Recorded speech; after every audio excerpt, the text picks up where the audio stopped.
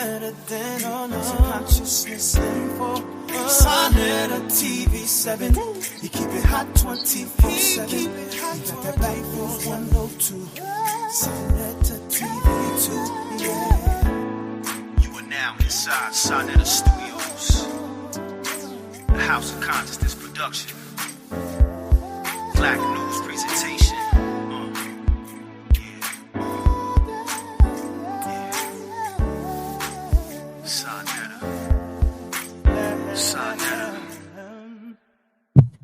Yeah. Peace and blessings to everybody out there. We should have a good show tonight. We got my brother Herman in the building. Herman Smalls in the building.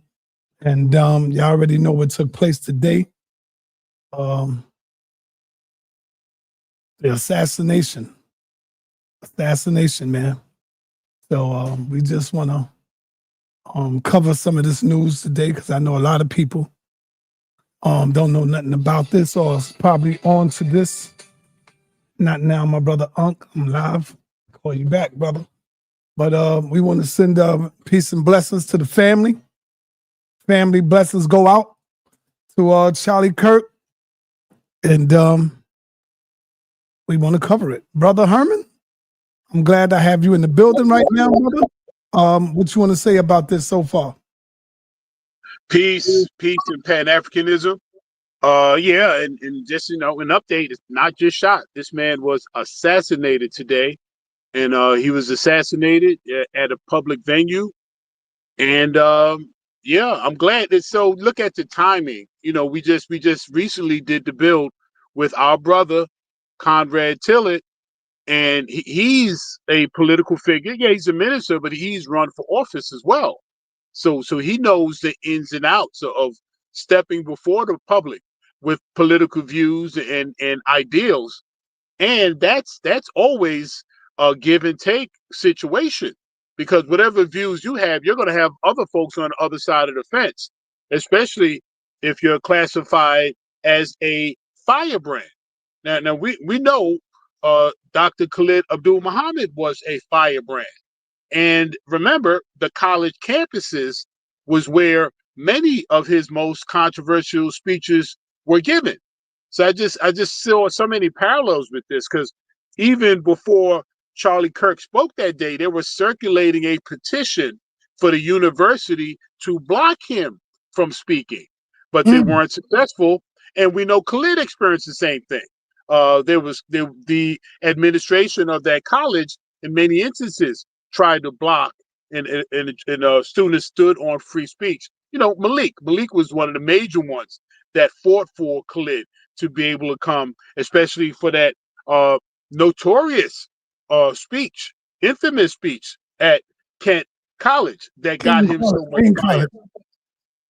I'm sorry? At King College. Yes.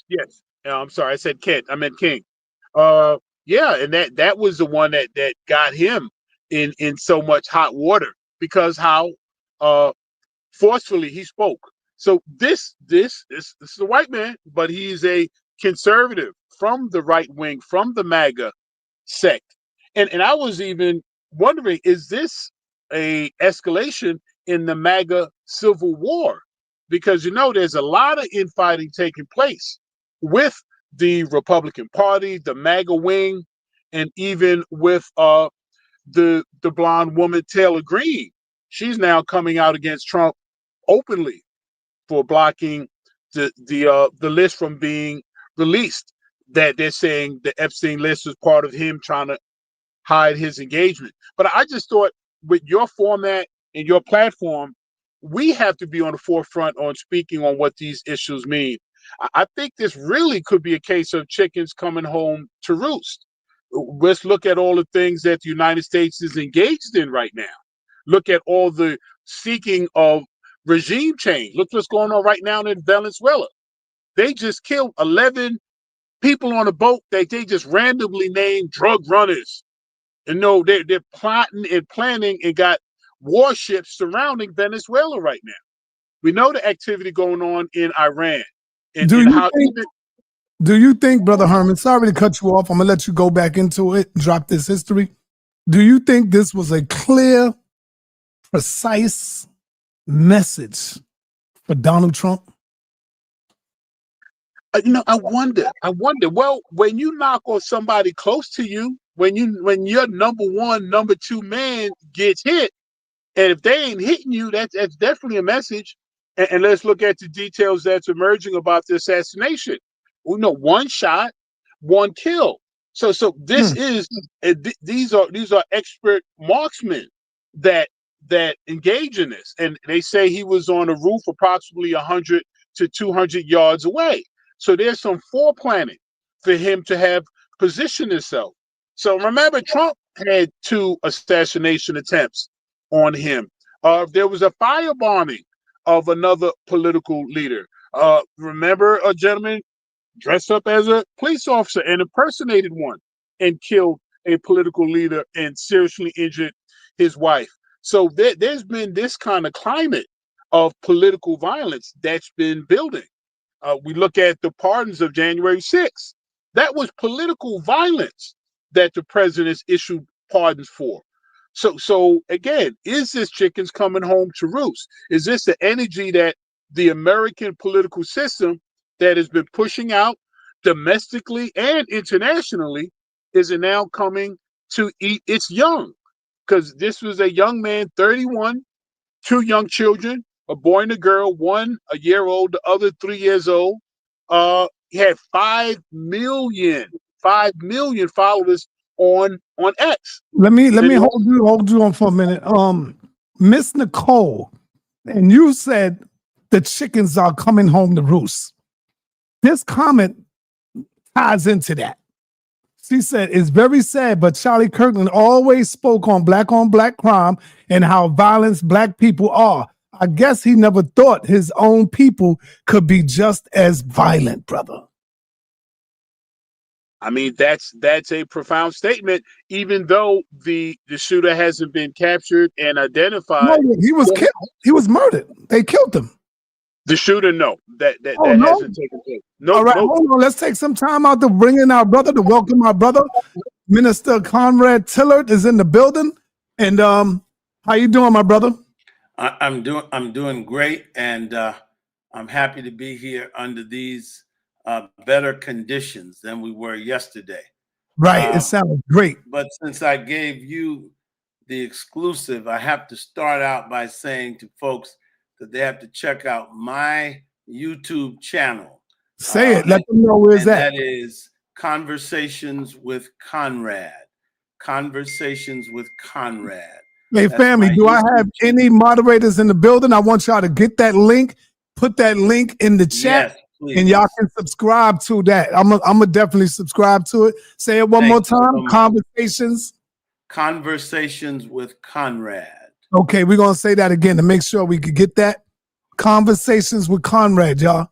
Get that. Let's throw that link in there. So, my brother, where were you at when you heard this news, man?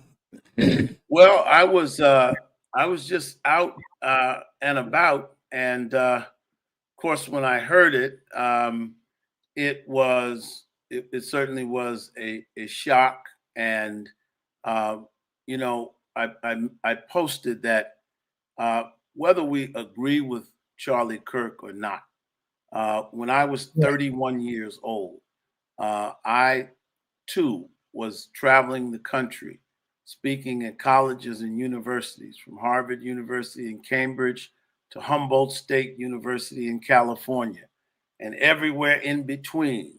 I was making fiery and, by some's perspective, controversial speeches representing a controversial and, by some's account, divisive group. And while I've had death threats and I faced protesters, hecklers, tough questions, fortunately, I was never harmed. And, you know, you fight ideas with ideas. And when you kill someone because of political ideas, it is proof positive that you cannot defeat those ideas with ideas. And so you don't have to like Charlie Kirk. You don't have to agree with him. I agree with him on some things.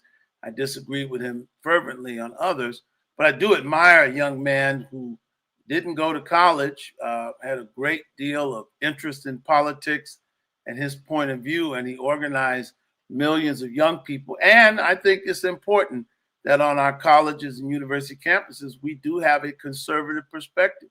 We have to have all perspectives. College campuses are overwhelmingly liberal and progressive.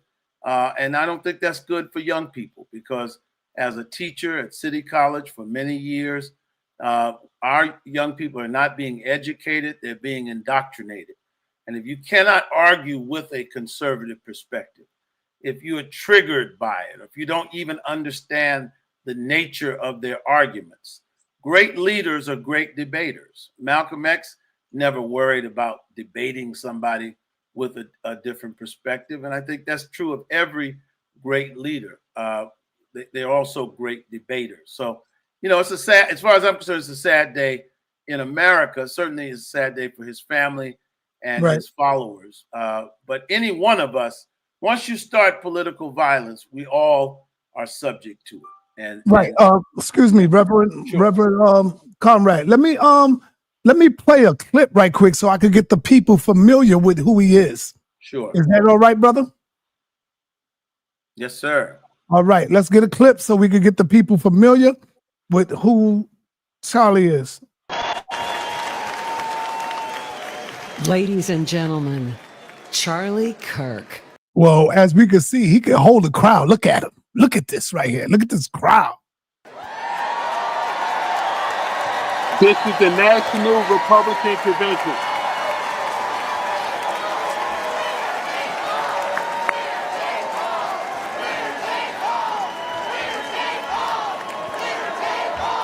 Thank you, everybody. Thank you.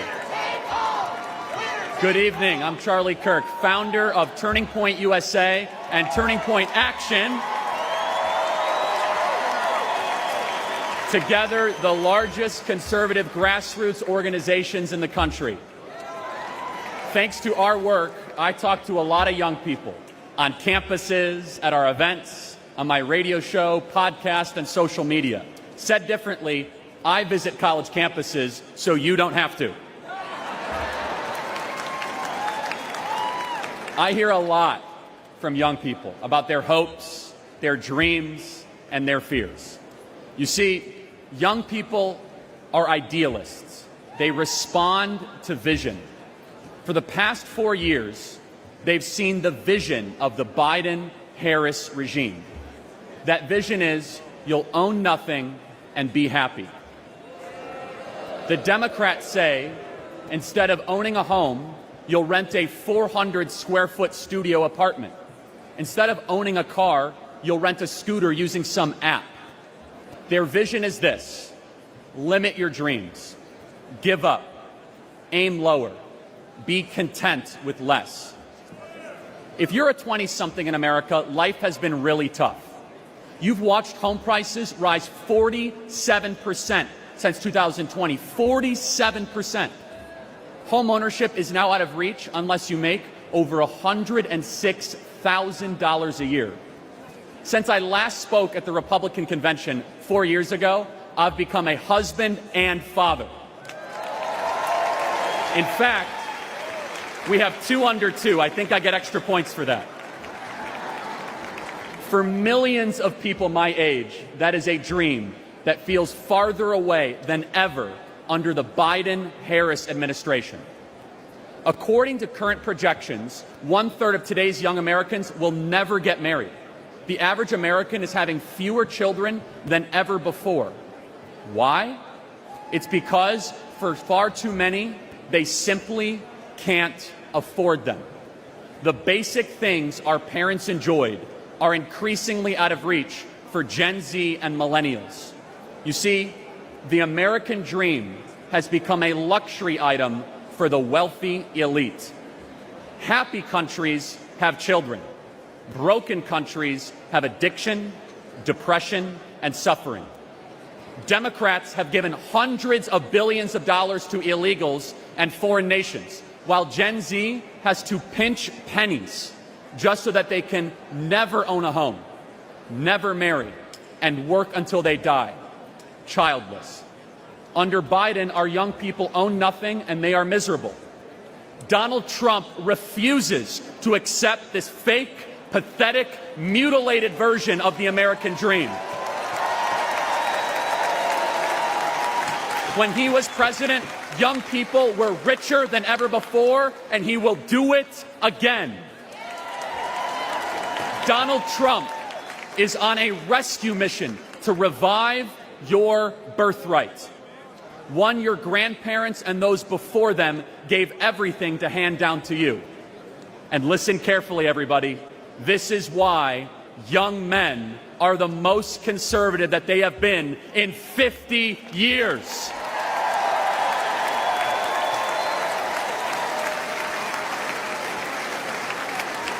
To all the Gen Zers watching this convention on TikTok right now, I have a message just for you. You don't have to stay poor. You don't have to accept being worse off than your parents. You don't have to feel aimless and unhappy.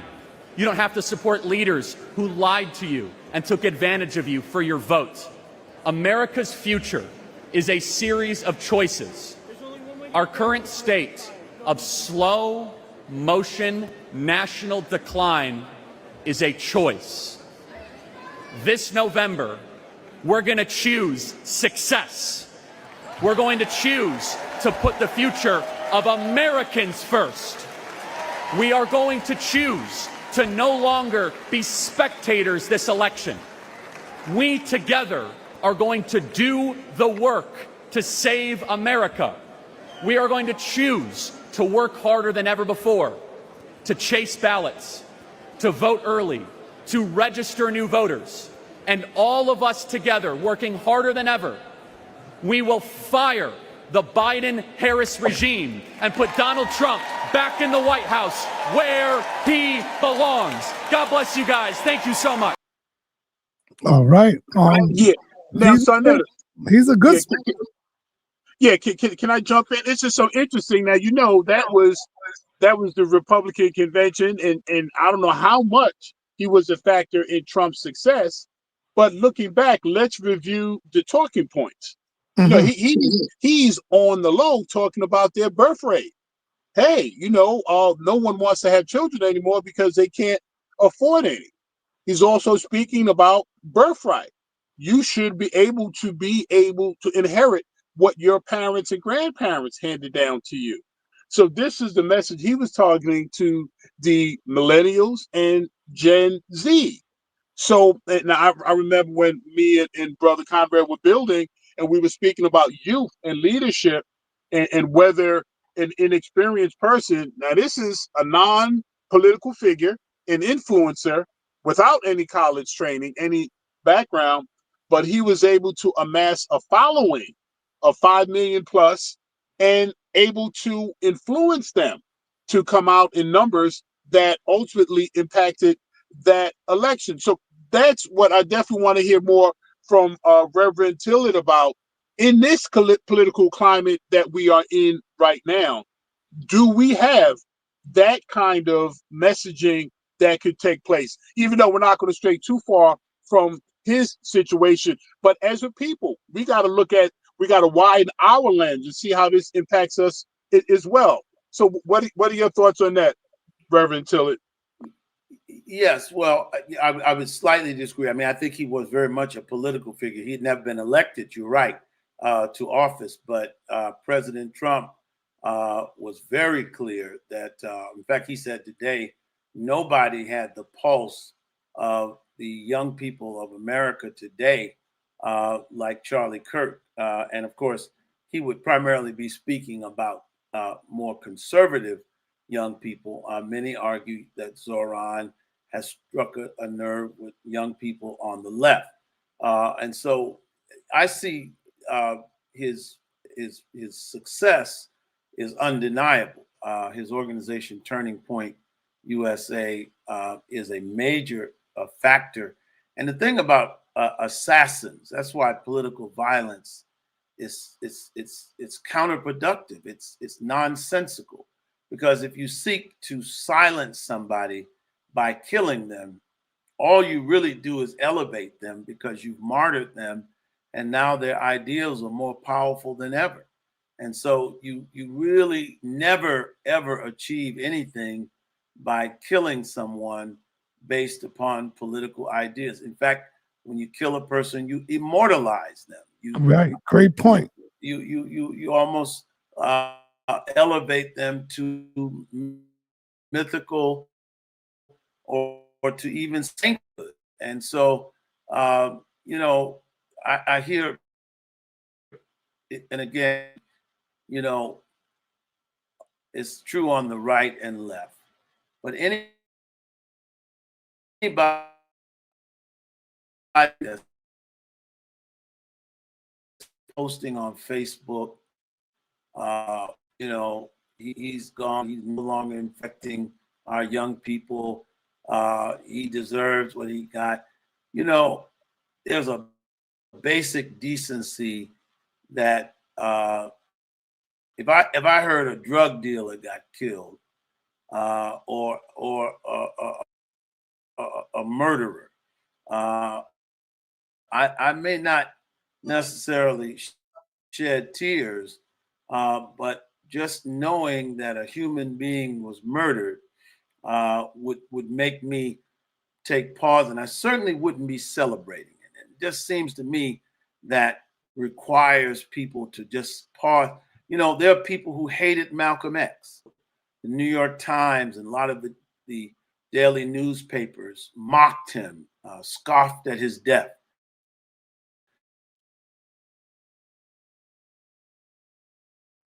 Your mic stopped. Your mic stopped.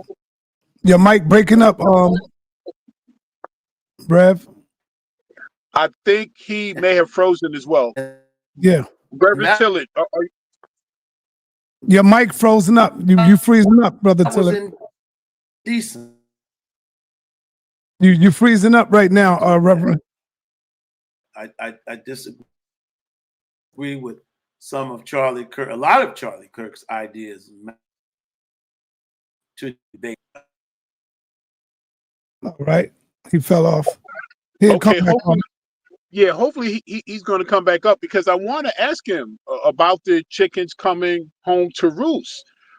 Statement that was made over 60 years ago concerning the situation involving John F. Kennedy's assassination. Now, clearly, Kirk is not a presidential candidate or figure, but his influence and his sway in politics is very influential, to the point where someone felt his voice needed to be silenced. And we know, after much investigation, there was an internal cabal that had their hand in John F. Kennedy's assassination. I wanted to know if Reverend Tillerd thought this was an escalation in a civil war among the MAGA, the right wing, because there has been a lot of contention as of late. But does it rise to the point of political violence? Let's look at January 6th. Again, that was political violence. So we can't act like it hasn't been that kind of climate here already. Did anybody see this coming? And also, Brother sa.neter, we can never forget, a lot of these assassinations, there are additional statements trying to be made. There's a level of terrorism that is trying to be inflicted. This man was shot in the front of a live audience, very much like our brother Malcolm X was. And it's been even discovered, Malcolm X came to the Audubon Ballroom alone that day. He walked several blocks. And this was revealed by none other than Honorable Percy Sutton. I was sitting in the Apollo Theater when he revealed that. And he thought, Percy Sutton, he thought that was his way of saying, let me give you an opportunity. And because at that time he was under a lot of pressure, but they wanted to make sure they had a public execution of that honorable brother Malcolm X. So I'm thinking whoever is behind this, the shooter hasn't been captured. They don't know who the assassin is, but if it is discovered to be someone with a connection or an affiliation to the Republican Party or a segment of the Republican Party, can we now classify this as an escalation in their civil war? And if so, what does that mean for us? Because remember the the atmosphere of assassination, John F. Kennedy, Robert F. Kennedy, Malcolm X, Martin Luther King, Fred Hampton, the list was long. That was the method of neutralization, assassination. Are we coming back into that atmosphere? They tried to knock off Donald Trump twice. So this is something that is taking place at a level that we cannot ignore, and we have to read the tea leaves on this for us as Black people. What does this mean to us, and how do we prepare? And I think the brother is coming back in. But yes, sa.neter, and I think Reverend Tillard is a perfect person to address this, because he has been in front of audiences that were hostile. He's already shared that he's had death threats, and he's had very aggressive counters to his message. Brother Reverend, are you up and at him? I think so. Yes, yeah, he's good. I've attached an Ethernet cord, but it's still. Hopefully that's better. So now, yes, hey, Herman, ask a question real quick. Well, Reverend Tillard, I'm trying to determine this again for the benefit of our community first. My statements are always going to be on the behalf of Black people first. I care about all humanity and all other wonderful groups in the human family, but my first interest is my community. So I want to know what's the tea leaf reading on this. Is this possibly some civil war among the MAGA set? Because I was mentioning to sa.neter, we go back to the situation around John F. Kennedy's assassination. Although Kirk is not a presidential figure, but he has enough sway to be considered in that ilk. And after the investigations revealed that it was an internal intelligence cabal that ultimately led to John F. Kennedy's assassination. Do you think that kind of element and climate could exist now? Well, I think when you think back to the 60s, John F. Kennedy's assassination was only the first in a wave of political assassinations. Medgar Evers, John F. Kennedy, then of course, soon it was Malcolm X, Martin Luther King, and Bobby Kennedy. So what I think is that, yes, we are basically in a cold civil war in the United States in terms of the political parties, but more than the political parties, the ideologies. And I think that's a cold civil war. And how do you reconcile one group believes that abortion is wrong? Uh-oh. sa.neter, I am starting to think one of these agencies is doing this, man, because this no, the only agency doing it is our you know. But I'm gonna tell you something. What did Biggie say? Biggie said, "You're nobody till somebody kills you," right? And so, what the Reverend Conrad Tillerd said, that all this is going to do is make him a what? A martyr. He's going to be bigger than he's ever been. There's going to be holidays after this dude now. You know, Donald Trump will be taking care of his family for the rest of his life. Watch and see what I'm talking about, because they take care of their own. So Donald Trump will be taking care of his family. He talked about just having a child, just getting married. White people is going to make sure they take care of him, his family. You understand what I'm saying, Brother Herman? That's that's one of the big differences that we have as a people between them. You know, like right now, you got people that don't even give a damn if Malcolm lived or died or wasn't here.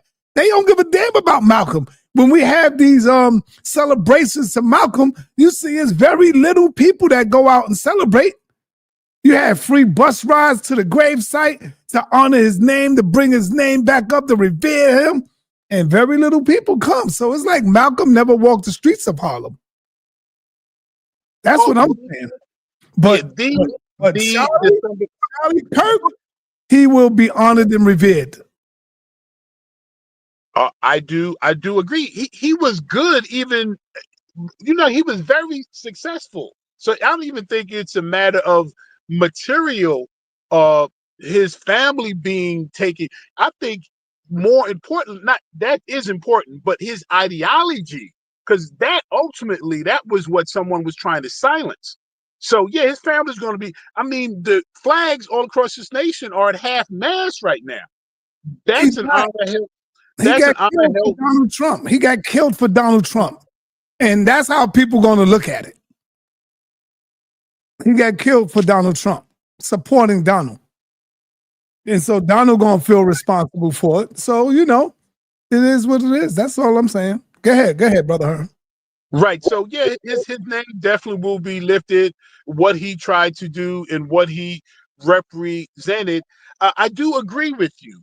Look how much Malcolm gave to us, and then ultimately even giving his life. It hurts my heart to look at how much his family had to suffer after that.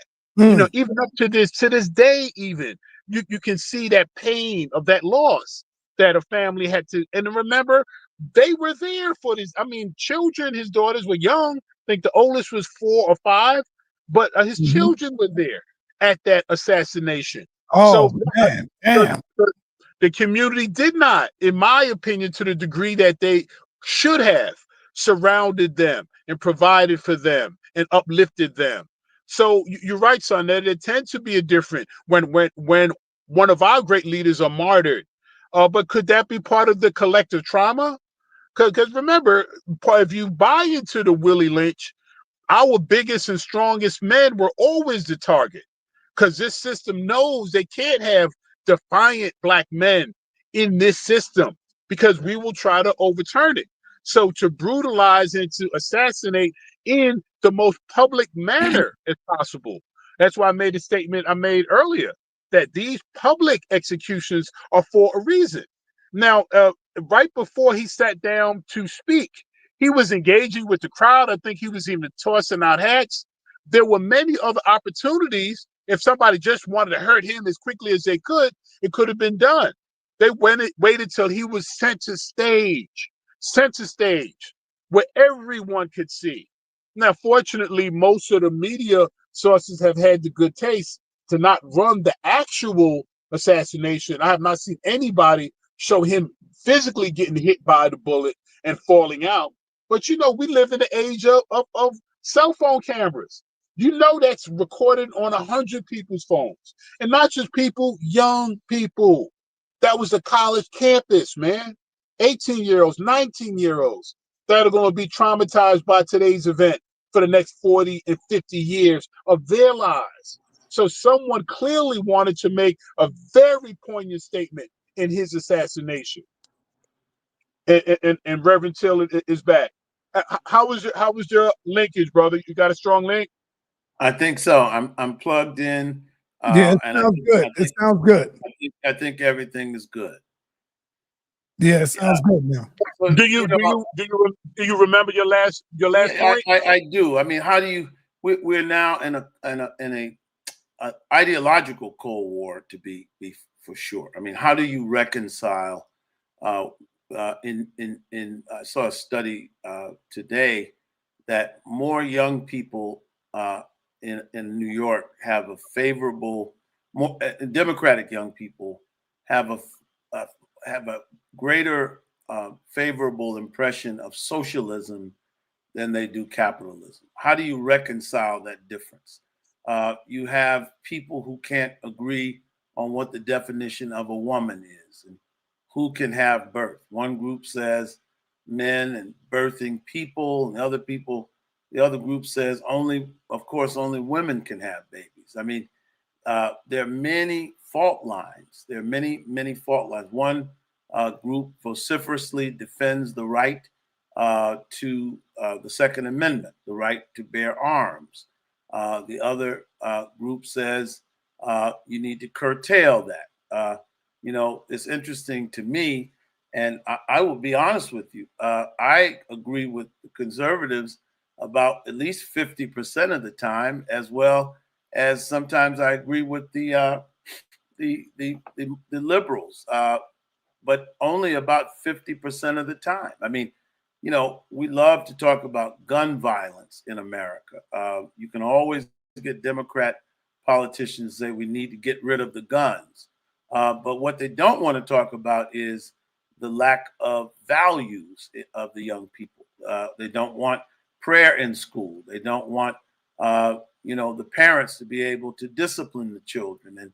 And they don't want an end or a curtailing of violent movies and violent levels of entertainment. So, there's a pox on both of their houses. Neither of them, the president was obviously someone who loved Charlie Kirk, but he has had, his tone is too shrill and divisive. So rather than being a commander in chief that brings the nation together, his tone also feeds into the divisions. And he's not the only one. Biden did the same thing.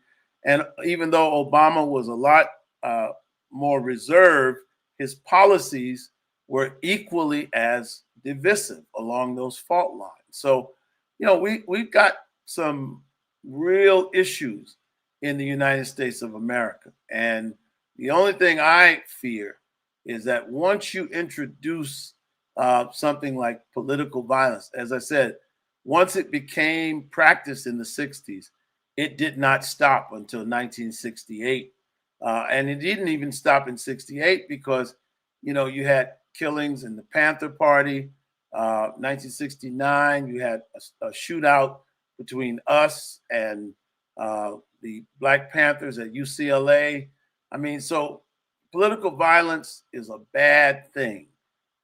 It is not something that we should ever want to see at all, because it's contagious and it has a way of spreading. But I will agree with you that we are in an ideological Cold War, ideological civil war in the United States. Now, brother Tillard, you make the point of socialism and how some folks, or especially the younger ones, are tending to lean towards it. Right. My view has been, and I definitely want to hear your opinion on it.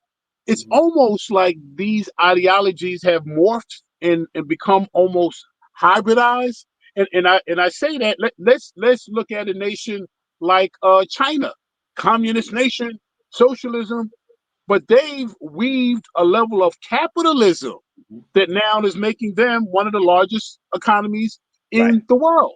And now let's go back to the United States, the king of capitalism. What was those bailouts in 2008 when they were saving those banks and writing them checks and printing money? Now, wasn't that an element of socialism? So can we truly say either ideology is so pure that they won't borrow from the other to survive or even to prosper?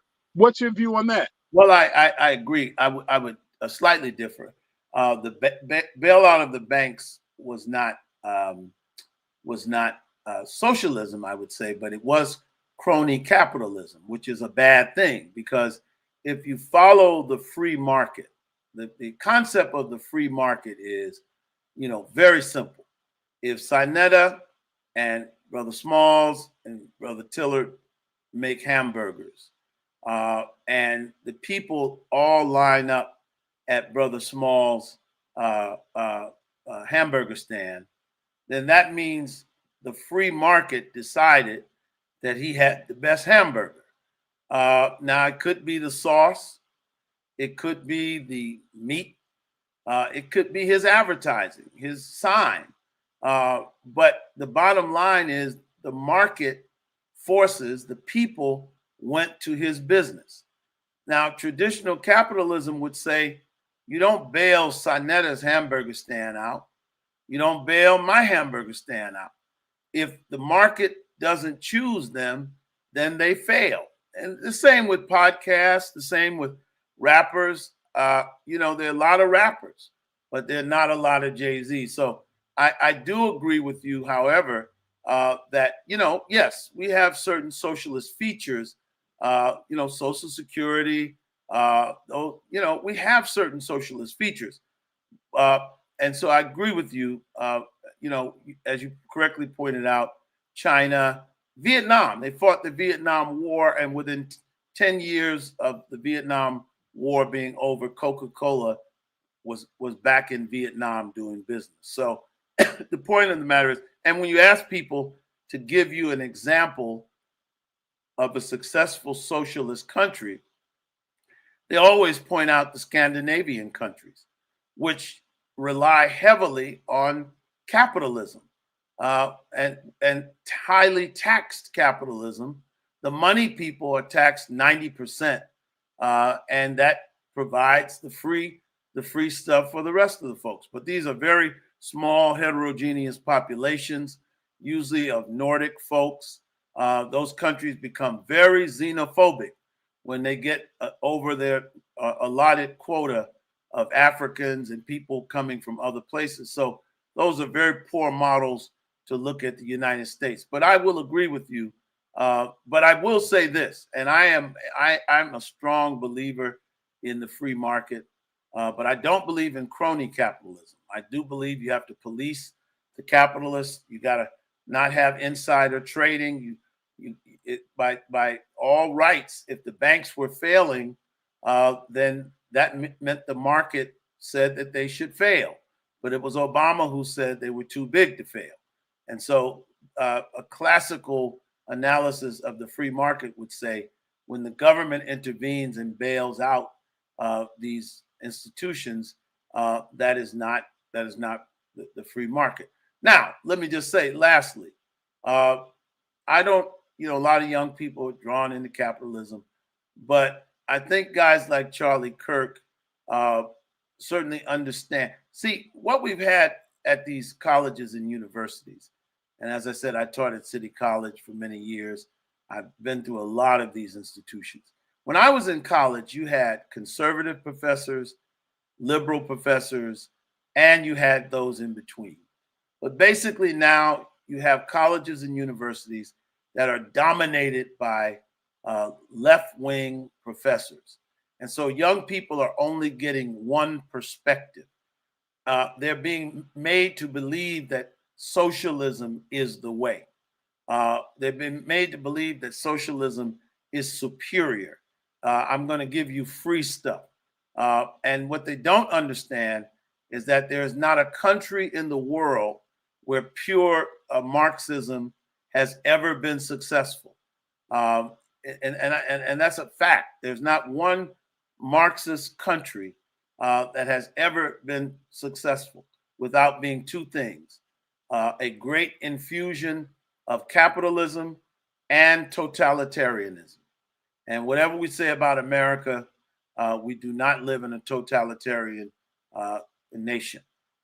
Anytime you got a picture of Khalid Abdul Muhammad, or anytime people like the Black Panthers or people like sa.neter can have a program, then you know you're not in a totalitarian or a fascist country. Because if you were in a fascist country before you got off the air, they would be at your door beating you up and throwing you in the river or in the bottom of the penitentiary. So we do have differences. I mean, I don't know how we will ever reconcile these differences. What was key about Charlie Kirk was, typically speaking, young people were heading straight left. But he remarkably revived this movement that, went into the millions of young conservatives and made it okay and in many ways desirable to be conservative for a lot of those folks. So he definitely has made his mark, whether you like him or not. He has definitely made a mark that we'll have to contend with for a very long time. And yes, brother, I would totally agree with you. We don't hold up for 1 minute, huh? Okay. I would like for Reverend to drop his YouTube channel once again. Hey, brother Max Bird, Tony Chiba, I need y'all brothers to throw the link in the chat so our people could subscribe to the channel. Thank you. Please do. Say it one more time. Conversations with an S with Conrad. Conversations with Conrad. Okay. Thank you. And if they Google my name at YouTube, they will find it. Conversations with Conrad. I'm trying to build that channel. And then if you're on Facebook, Conrad Bennett Tillard with the E on the end of Bennett, Tillard. Please, by all means, I appreciate that. All right. Go ahead, Yes, brother. I would agree. We don't live in an extreme totalitarianism, but brother, remember, I know all of us have heard the phrase after slavery was abolished. Many said the chains were taken off our wrists and put on many of our minds. So yes, we can I make a whole bunch agree. of comments, and yes, our doors may not be kicked in tonight, but sa.neter will tell you he knows how much his platform has been threatened, how he may have lost channels, several, before he got to where he has. He's been demonetized. So they do have their ways Yeah, of well, that's true, reeling but you. see, that's not totalitarianism. The market, when you have certain ideas, well, first of all, anybody who stands up to voice any point of view is subject to danger, okay, in any political setting. Totalitarianism is when the state imposes these conditions. Now, the market may say he's too controversial, we're not going to do business with him. But as you can see, there's always a market. You just have to find your market. There may be people or groups like the Proud Boys or people who don't like you groups. That doesn't mean, though, that we live in a totalitarian country. People who stand outside of the White House with signs that say F Trump. Well, you can't do that in China, okay? You could not do that outside of the Kremlin. So the mere fact that in our country you can do these things says that we do not live in a totalitarian country. And I think that's an important distinction. First of all, I don't want to live in a totalitarian country, and I don't think we should try to make it totalitarian. And as for chains being put on our minds, listen, if we allow people to put chains on our mind, then that is a matter for the Black community, because there are no chains on your mind nor mine. So if we end up in a virtual slavery because we're consumed with material things or consumed with the social media, consumed with the entertainment industry, that still is not proof that we live in a totalitarian country. But I agree there are problems with it. But totalitarianism that's when you live under Hitler. That's when you live under Stalin or Mussolini. And Africa and Asia have had totalitarian regimes. And in those regimes, all the power is in the hands of a dictator. There are no checks and balances. And you better watch your step when you criticize them. Right. I totally agree. I was only making the example, just like there's a Cold War and there's a hot war. Right. When you have a people convinced or only able to see their solution to their problems through one system. Right. The most comfortable slave in the world is the one that doesn't think he's in bondage. I mean, as deep and conscious as worldly and knowledgeable as I am, you brothers both address me as Herman Smalls, don't you? And that's not a name that taps in any way back to the lineage that I know that I have. But I've been on this planet more than 6 decades, and I have not taken what is a simple step for many, a name change to identify who I am. So I don't even exclude myself when I say there's still a level of bondage on our minds when we're not able to take on some thoughts outside of the system. Because again, we see our only existence. I go back to Brother Nuri Muhammad's comment. Sometimes we put more energy into replacing the system as we do in repairing it. We've been trying to repair this thing since we've been here, from water hoses and police dogs and assassinations and brutality. And now they're taking back affirmative action. They're taking back. So, I mean, is my grandchildren going to still be going through? And one last point I want to make. Sure. Recently, Martin Luther King's 62nd anniversary for his speech was just acknowledged. Maybe it was the 63rd. But in his speech, there was a line that referenced, we have to keep marching, and I'm paraphrasing, as long as a Negro, because that's what we was identified as then, a Negro in Alabama doesn't have the right to vote, and the Negro in New York City doesn't think there's anything to vote for. And then I said, whoa, it just hit me 60 years later. I was so close to being that Negro today that didn't, I almost didn't vote. Well, I almost did not vote this yeah. election. I came Well, so close. Hey, let me ask the Reverend a question. I want to ask. come on, I answer yours too, Herman, in this one. Yes. I want to ask Reverend Conrad the same question I asked you earlier, Herman. Is this a clear, precise message to Trump? The killing of one of his comrades. Well, first of all, they've already tried to assassinate Trump 2 or 3 times. I mean, he came within a hair of this happening to him. I mean, he literally turned his head and came within a millimeter of having his head blown off. And so I don't know if it's a signal, but here's the problem.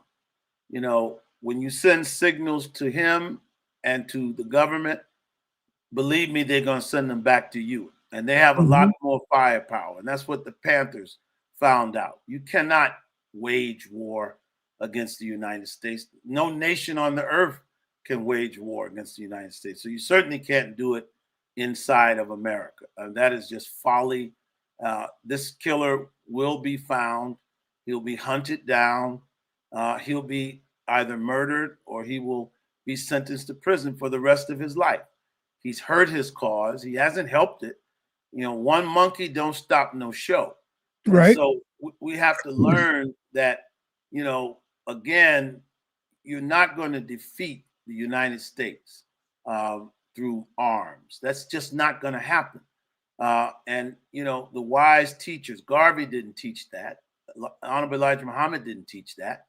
And so when you think that you are, that's a big mistake. Now, Herman, you said you worn that name for 60 years. Well, don't feel bad, brother, because I've seen them with dashikis and dreads and everything else, and they are as dead as a doornail, okay? Blind as a bat. They've got African names that even some of the Africans don't have, but they don't have a commitment to Black people. I see nationalists running around with Zoran, talking about Brother Zoran, and literally willing to get rid of true Black power. They got red, black, and green on. They can quote Malcolm. In fact, they're so busy quoting Malcolm and living in the 60s that they don't realize that we see things today Malcolm never even dreamed were possible. And what we should do, we don't need to overthrow the system. Let's just do what other groups do. How is it that people can come here in one generation, they have successfully made it in American society, and we still cannot? How did corner stores go from the Irish and the Italians in 40s and 50s to the Jews in the 50s and 60s to the Dominicans, now to the Arabs, and we still don't own corner stores. We got a monopoly on the drug business in our community, but we can't monopolize the toilet paper and the paper towels and the canned soup in our community. So one of the reasons why, my brother, is because I think we looking at it as the money is coming too slow. We don't have patience for that. Well, and that right, You know, that's one of them. right. I think. Right. And you're right. I mean, that's what. See, this is my position. This is why I don't like a lot on the left. I don't sit up all day talking about the system is keeping us from doing things. I believe in agency. Right. Black people are keeping ourselves from doing things because in order to be successful, you have to have patience. If you don't have patience, you can't succeed. So all of these necessary qualities that somehow immigrants can come from all over the world and have and move forward. And let's be clear. There are a lot of Black people that are moving forward. This podcast, you had to have patience to build up your audience, okay? Yeah. And so we have, ample opportunities and evidence of Black people who succeed. But for some reason, as Black people, and I believe it's because we want to advance everybody, we feel that, until every Black man is successful, the system is against us. And I don't believe that. I never believed that. When I joined the movement in the 1980s, I joined a movement that said Black people were powerful, that they could do for self, they could discipline themselves, they could build their own institutions, they could save their money, invest together collectively. That is not a movement saying we can't do anything. The system is too powerful. That's right. I joined the movement that said you can't be brainwashed when you come alive. I was saying the same thing last. You be brainwashed. I was saying the same thing last week. I just came with a harder message. Like I was saying to what you're saying, but you putting it in such a beautiful way where you could feed it to a baby. Like I was telling our people last week that all we try to do is live off of what our ancestors did. Right. We got to stop that. Oh, my fathers built America. Okay, Negro, what are you building today? That's right. Why are you trying to live off of what they built? Now we got to build on top of that, And so they think that's cool because they say, well, my ancestors built America. Yeah, well, they did it off of slave labor. They did it because they was being whipped. Now I'm not talking about Black Wall Street or nothing like that. Right. I'm talking about the major parts of America, Listen, so why we ain't building it now? So I agree with everything you're saying. Black immigrants came to Harlem from the rural South and built buildings and churches like Abyssinian Baptist Church from the ground up and all these grand churches. And we today can't even fix the windows. Right. Come on, they man. built them from the ground up. We can't even fix a broken window. And so it's not the system. It is not. The system it's not a person. Yes, our ancestors, they lived under chattel slavery.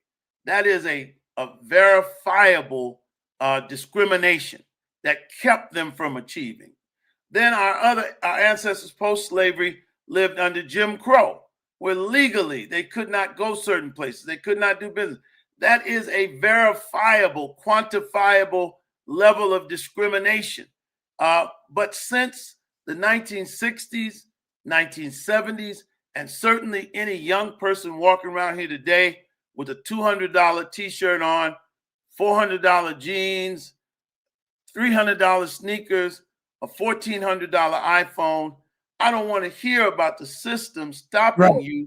Right. Because if you stop making it rain in the strip clubs, we talk about the disparity between Black wealth and white wealth. You hear a lot of these old liberal professors, and these liberal college professors have messed up more Negroes than bad whiskey. Okay. You hear them talk about, well, there's a racial wealth gap and nothing does going to college change it. No. Does marriage change it? No. Well, you can't talk about the wealth gap without also talking about the spending gap. Okay. We have to look at our own habits. And that's not blaming the victim. That's another famous thing that Negro liberals on college campuses, whenever you talk about the agency of Black people, the power that Black people have to set their own course and fix their own destiny, they say you're victim shaming. No, it's not victim shaming. What it is doing is saying that this status quo does not have to exist. When I ride through Williamsburg or Borough Park, and I see Jews who have their own banks, businesses, their own clothing stores, bakeries, it's possible. We can do the same thing. We got to stop celebrating criminal culture.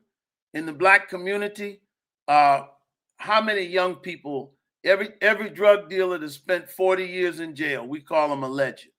Okay. So there's a lot of things we can do. And I'm sorry, I'm out of that school of Marcus Garvey, Booker T. Washington, and Honorable Elijah Muhammad. I think those men had the most sound approach because it said that basically we are responsible for our own future and our own destiny. And I like that. I don't like being a victim. White man can't do nothing to me. He can't stop me from doing anything I want to do. And he can't stop us if we were able to come together and work together collectively. That's my view. That's where I have evolved to. But it really isn't that much of an evolution because it essentially is the same view that I had in the movement. And brother Tillard, I share that view. Yeah. But now just to go back a little, and Sure. then I want to come back to this point. I don't know if that was the fairest characterization of the Black Panthers, that they were trying to do war with the United States government. Now, remember, one of their largest programs was the breakfast program. They were feeding our community. And yes, these were brothers. I'm talking about the original Black Panthers. These were brothers that said, hey, you're not going to be coming to our community, murdering us, brutalizing us. And so they did have an element that said we have to defend ourselves. But I think that as if to portray them as if they was, and I mean, the United States government's got warships, they got tanks. So I don't think that was ever the goal. So to say that they was trying to stop us from being brutalized, and they was trying to get us to receive humanity, being respected. So I think that's a better character. Now, were there bumps? Did heads bump? And did those leaders ultimately pay the sacrifice? But I think we have to kind of give them a little more leeway in their program and what they try to do in the upliftment of our people. Now, I will come back to right now your most recent point. Sure. Yes, now none of those groups you mentioned. We had post offices and law offices and thriving communities that were repeatedly, not once, not twice, and in several regions of this nation. So no one has had that level of oppression. And you did mention Jim Crow. You left out redlining. That still exists to this day. And then gentrification on top of that. Now, I don't read all that off so we can have this glorious victimhood that we will walk around with forever, because I do believe you can blame a man for knocking you down, but it's your fault if you don't get back up and get together. That's all I'm saying. And okay, are there obstacles? Yes. Okay. Is there competition? Yes. Okay. But I'm sorry. If a Vietnamese immigrant or someone from the South Sudan or someone from Uzbekistan gets to America somehow, some way, and in one generation, we're eating at their restaurant, I think we should be looking at them. And again, I hate to say that in that sense, because what it suggests is that Black people don't do that. Black people are successful. That's part of why you have to change the narrative, because Black people are successful. We're perhaps the most successful, we are the most well-educated, the most successful minority group in this country, okay? Nobody has produced a Du Bois. Nobody's produced a Martin King, a Benjamin Elijah Mays. No one has produced a Ron Carter, a John Coltrane. No one has produced a Constance Baker Motley, a Shirley Chisholm. I mean, a Robert Smith, a Reginald Lewis. I mean, to say that Black people have not succeeded in this country is a damnable lie. We are very successful. I think we need to talk more about our successes and less about the oppression. Now, let me get back to the Panthers for a second.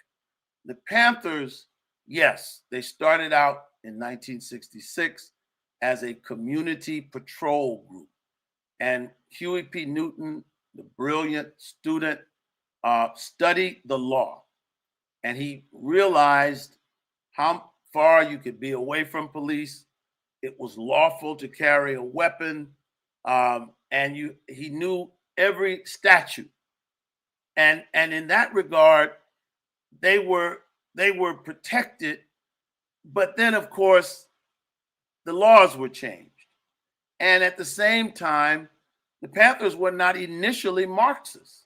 And I want to say that Marxism was introduced to the Panthers, okay, which turned out to be deadly because they did say that they were going to lead violent overthrow against the United States. Not all of them, but that became the mantra. And that was dangerous. And that was deadly. And people like Eldridge Cleaver introduced that.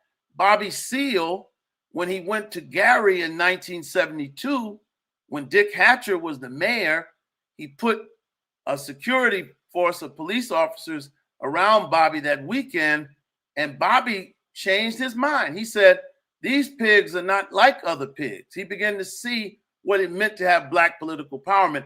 That's when he went back to Oakland and started the breakfast program. And that's when he started running for office and feeding people the bags of groceries and so forth and so on. So I love the Panthers. You know, I wasn't born in 1947 like Huey was. So I honor everybody that went before us. But in 2025, we've got to be able to make an analysis to see what works today, what didn't work in the past. And all I'm simply saying is anybody who wants to see Black people advance needs to understand that, yeah, we have the right to self-defense, and we should, but we need to move the way other groups have successfully moved in this country. Again, I came up in the movement, and Mr. Muhammad said you shouldn't carry a penknife, and he told his followers, just build, just focus, do what you have to do, and you will be successful. And I haven't strayed, at least in those wonderful teachings, you know, to me. And of course, he was one who came after Garvey, and Garvey came after Booker T. Washington. So Booker T. Washington is the one who first laid that program down for African Americans in this country. True, but we can't forget one of the Honorable Elijah Muhammad's top students was very clear as well. You know, Muslims, they're going to be Malcolm X said, as Muslims, we are law-abiding, we are kind, we are courteous, we obey the law. But if somebody puts their hand on you, send them to the cemetery. Listen, put your hands on me. I agree. Every man has a right to self-defense. Every man has a right to defend himself and his family. Every man. Right. And it was every human being has a God-given right to self-defense. And I agree with that wholeheartedly. And it was the Black Panther Party of self-defense. But you made another point that I wanted to... No, the Panthers got led astray. And I will say that a lot of those white radicals that they took counsel from, especially later, Revolutionary Action Movement, a lot of the groups that became more and more militant. Again, I don't judge them because, you know, in that time, there was a lot of social upheaval, and I'm sure they did think revolution was right around the corner. But the fact remains, it did not happen the way they envisioned. And, you know, unfortunately, a lot of brothers and sisters died, and, you know, Eldridge Cleaver died a capitalist. Bobby Seale is a capitalist today. And so, you know, listen, I honor the elders, but if we got to learn from those that go before us. We have to, you know, see what works and what does not work. Does that make sense? It does. It does. And you mentioned, or you characterize the few socialist governments that have had a moniker of success. And that's because when that success gets to a certain level, they lean towards a very xenophobic type of, you know, shutting the gates type of environment. Now, but would you not agree that capitalism has the same potential of xenophobia, and even when it exhibits that, it even has as extreme, or if not more extreme, results. And one of the examples that I would like to point out before I hear your views, let's not forget Nazi Germany, and that the Jews in Nazi Germany had risen to the highest in academia, in the arts, in the sciences. They were the driving force of that society. And that did not protect them against what the ultimate backlash or the ultimate reprisal that was put upon them by the Nazi Party. So again, black people. Go ahead, I'll listen. Well, I just think that you got to remember, Germany in 1933 had no history of democracy. Okay, Europe, the Germans were under a monarchy, just like every other European nation. So they did not have a history of democracy. There were no checks and balances. And then, of course, when the anarchy took place in the 30s as a result of started in the teens, the 20s, after World War I was over, and the European powers placed these great burdens on the Germans, and then Germany, because it had never had democracy, it could have gone either way. The communists had taken over. This is shortly after the communist revolution in Russia, but the fascists won out. They battled in the streets, and ultimately Hitler came in, and since they were used to a monarchy, it was very easy for him to seize power, suspend the Constitution, no civil liberties, and then, of course, he passed the laws to move against the Jewish citizens of Germany. But we don't live in that kind of country, and it's very important. See, when you know the history of these countries, you know that our country is nothing like that. And so it doesn't mean our country is perfect. Winston Churchill said that democracy is a horrible form of government until you consider every other form of government.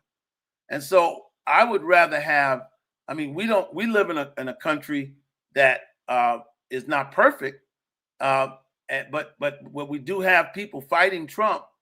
We do have courts that are deciding sometimes with him, sometimes against him.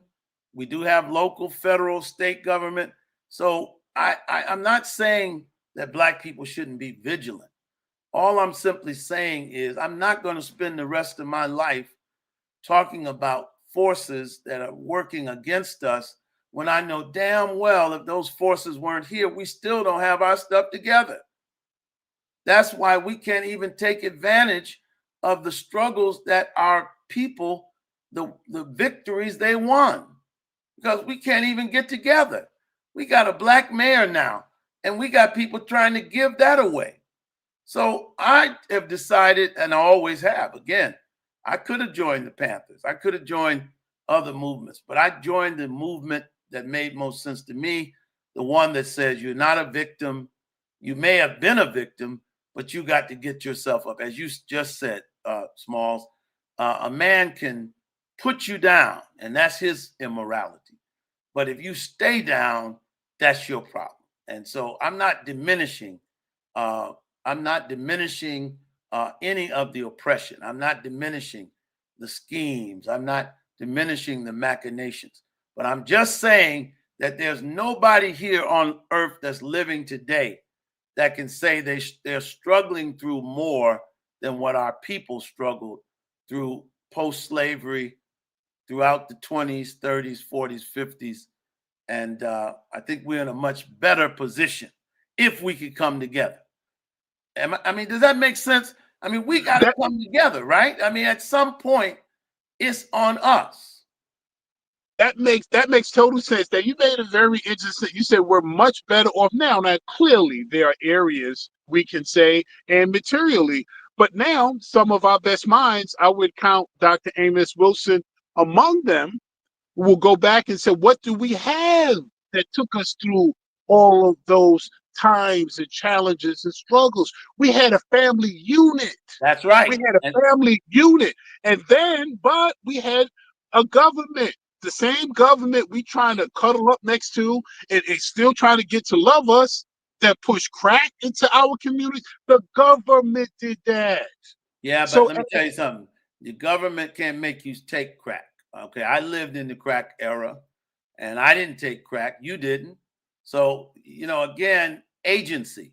Again, it's either one way or the other. Either blacks are these helpless beings, and the government is capable of making us do everything, or we actually have the power and the independence and the agency.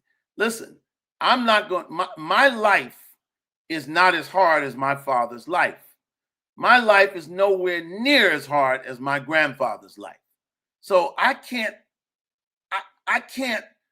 act as though there are obstacles.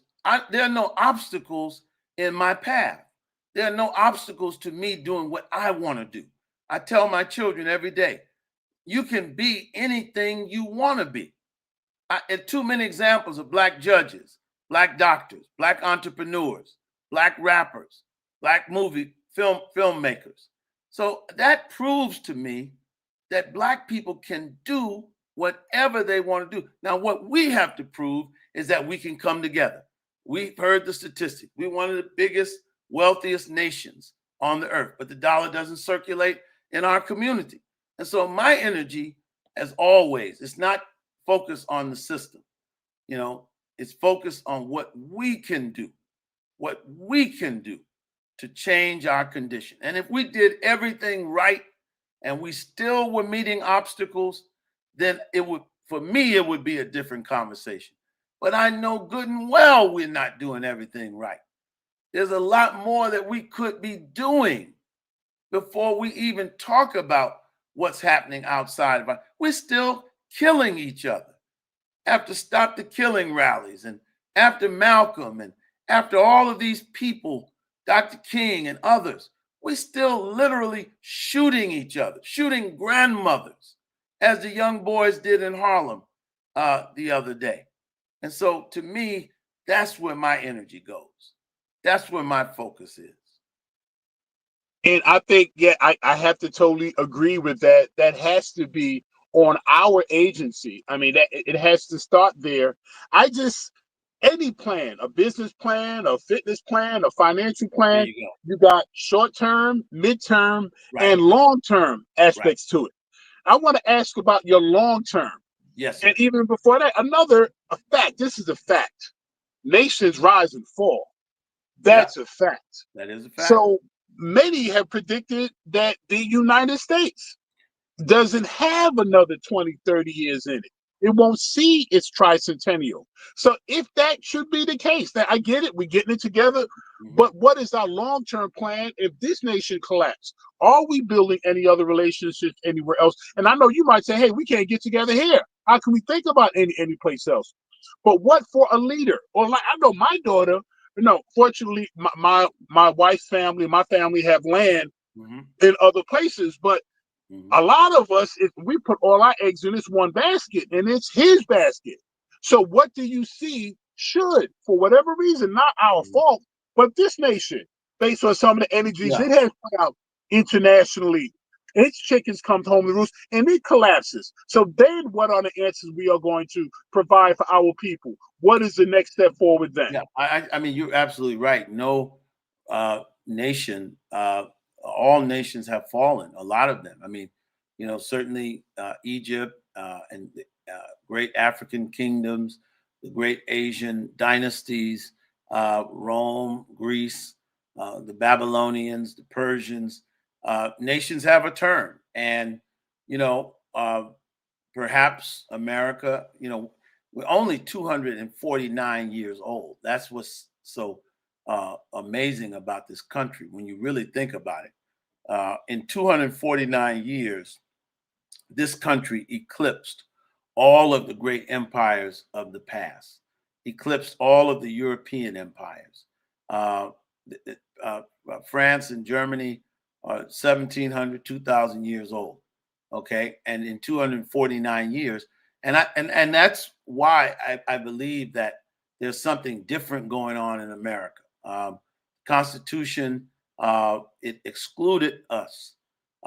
It was the men who conceived the Constitution were flawed and limited and racist, but they put together one of the greatest documents ever, because what it did was create an amendment process and a process for the citizens of that country to advocate for themselves if they organized, and they could change that document. And that's what the civil rights movement represented. And we haven't had a movement like that. That's what the 60s represented. We haven't had a disciplined movement. And, you know, we can make social change. I'm convinced that Trump, you know, he was elected because more of his people came out than more of the Democrats' people. He was also elected because the Democrats have gone so far left that they've lost most of the American people. And so when you're in America, you have the right to organize, to agitate on your behalf. And so will America survive? It's only 249 years old. I believe it will. I believe it will because it's the only nation on the earth that all of the people of the earth can come to and become a part of. America is not a white country. It's not a Christian country. It took all of the people of the earth to make this country what it is. And I little disagree with you. It's their country. No, our ancestors made this our country. But do I believe in dual citizenship with our African brothers and sisters? Absolutely. Absolutely. I think we need to come together and make a claim for reparations. But again, that requires discipline. That requires speaking with one voice. That requires a substantive plan, you know? And so there are many things that I've been in this movement now for 40 years. And of course, that's a blip on the radar screen to some. But one thing is for certain, I've seen individual progress, and thank God for that. But I have not seen us be able to put together a comprehensive plan of action to move forward since the 1960s, where you could get a great deal of unity around it. You've had different movements, and certainly the nation in the 80s and 90s and 2000s, we had a lot of movement culminating in the Million Man March, but we could not hold that unity. We could not bring folks together and come up with a kind of agenda that we need to. And I think that's the challenge for Black people going forward. And reparations is important, but you can't give every Black family $1 million check because in 6 months they'd have it back. You got to figure out what's the best way of redressing our grievances. So I'm 60 and you are as well. So I don't know how much time we have left, but everything is possible, Brother Herman. You're right. But I think that since we're here, we should fully participate and try to make the most of our situation in this country. And I know we can. We've done it. But it's always the lack of discipline that undermines us, the lack of unity, the lack of structure. You know, we get to a certain place, Biggie made it to millionaire status and then got killed like he was a broke dude on the street. Tupac fought through it all, became a multimillionaire. Excesses got him killed. And you go down the list. So I think there's some things that we need to do an internal audit and critique of and begin to say, you know what? We got to try to do things different. I got a 6-point plan that I've been preaching since Movement for Change. We got to get back to spirituality. We ain't going nowhere without faith. Secondly, we got to get back to family, strong family structure, too much divorce, too many children born out of wedlock, too many people not in married relationships. Wealth is just thrown away. Positive culture, positive culture, positive culture. You look at the internet, there's a disproportionate amount of culture that revolves around drug dealers from the 80s, okay? All right? Then, of course, we have to get positive cultural references back, then we've got to pursue education. And once again, teach young people it's cool and desirable to pursue as much education as you can, because we need the trades, we need the professions, all right? Then we've got to come back and fully engage this political process. No excuse for not voting. No excuse for not being a part of a political organization. No excuse for not being engaged at local politics, state politics, and federal politics. That's how the DSA is able to come into central Brooklyn, where the majority of people, 70% are black. They're a small group of largely whites, 25 to 30%, but they can control the politics in central Brooklyn. All right. And then finally, that economics, we got to embrace capitalism, okay? Because our people came this way through the embrace of capitalism. When Madam C.J. Walker was doing hair in Harlem and Indiana and became the first millionaire in America that was black, that was capitalism, okay? That was capitalism. And so we've got to, when you're in Rome, you got to act as the Romans, all right? And Sylvia's is a great example of capitalism. 5 generations running that restaurant. Now the great-grandchildren are running. Who are they exploiting? They're providing jobs for people. But they came together as a family to make it happen. And so I reject the left. I reject white professors and Negro professors at Princeton, like Eddie Glaude. I reject Cornel West, who has never taught anywhere but the most elite white colleges and universities, running around here telling us about socialism and cashing $25,000 checks to speak. I don't want to hear it. I've been around too long. I don't look at what a person says. I look at what they do. And it seemed like all of them like the fruits. The fruits of capitalism to me. But you must agree, for capitalism in its purest form to excel, would you not agree that there are a bunch of folks that have to be on the downside of that? No. And if you expand that internationally, No. does not capitalism No. push regime change in several nations and co-op resources? Does not capitalism have an underside that many people don't speak of? I mean, it's great to when the Benjamins are coming in, but isn't the capitalistic hands soaked in blood in many respects globally? My problem with that analysis is that capitalism is not a person, okay? Capitalism is an economic system. It's not a person. It is indifferent.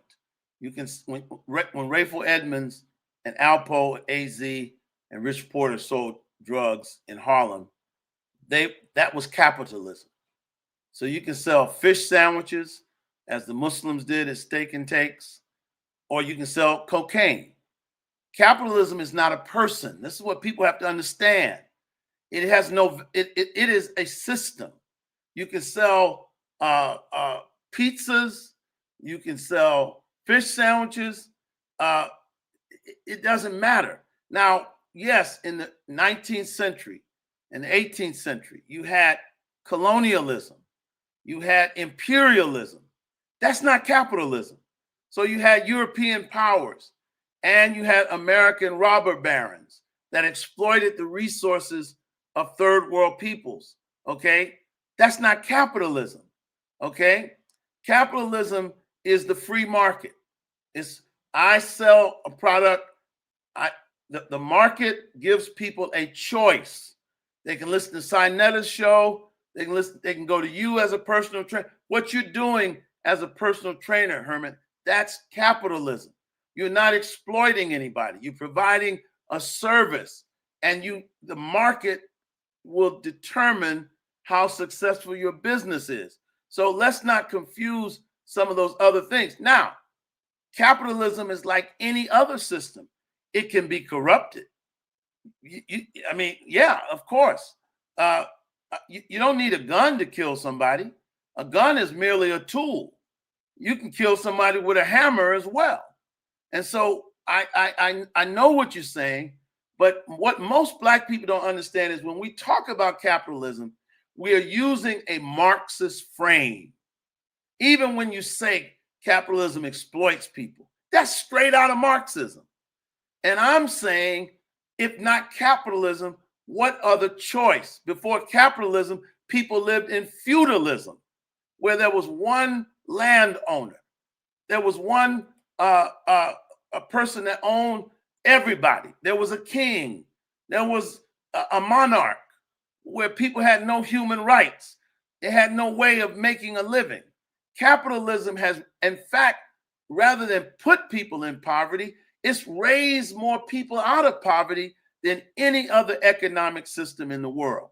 And so I always remind people, I'm challenging people, we got to step outside of that Marxist frame, and we got to be able to differentiate between colonialism, capitalism, and also there's a lot of corruption in Africa, Asia, people who sold their people's minerals, sold their people's wealth.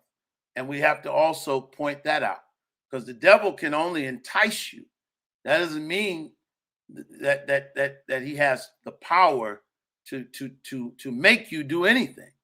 And so again, agency is very important. I mean, listen, I understand capitalism is a horrible system until you consider the others.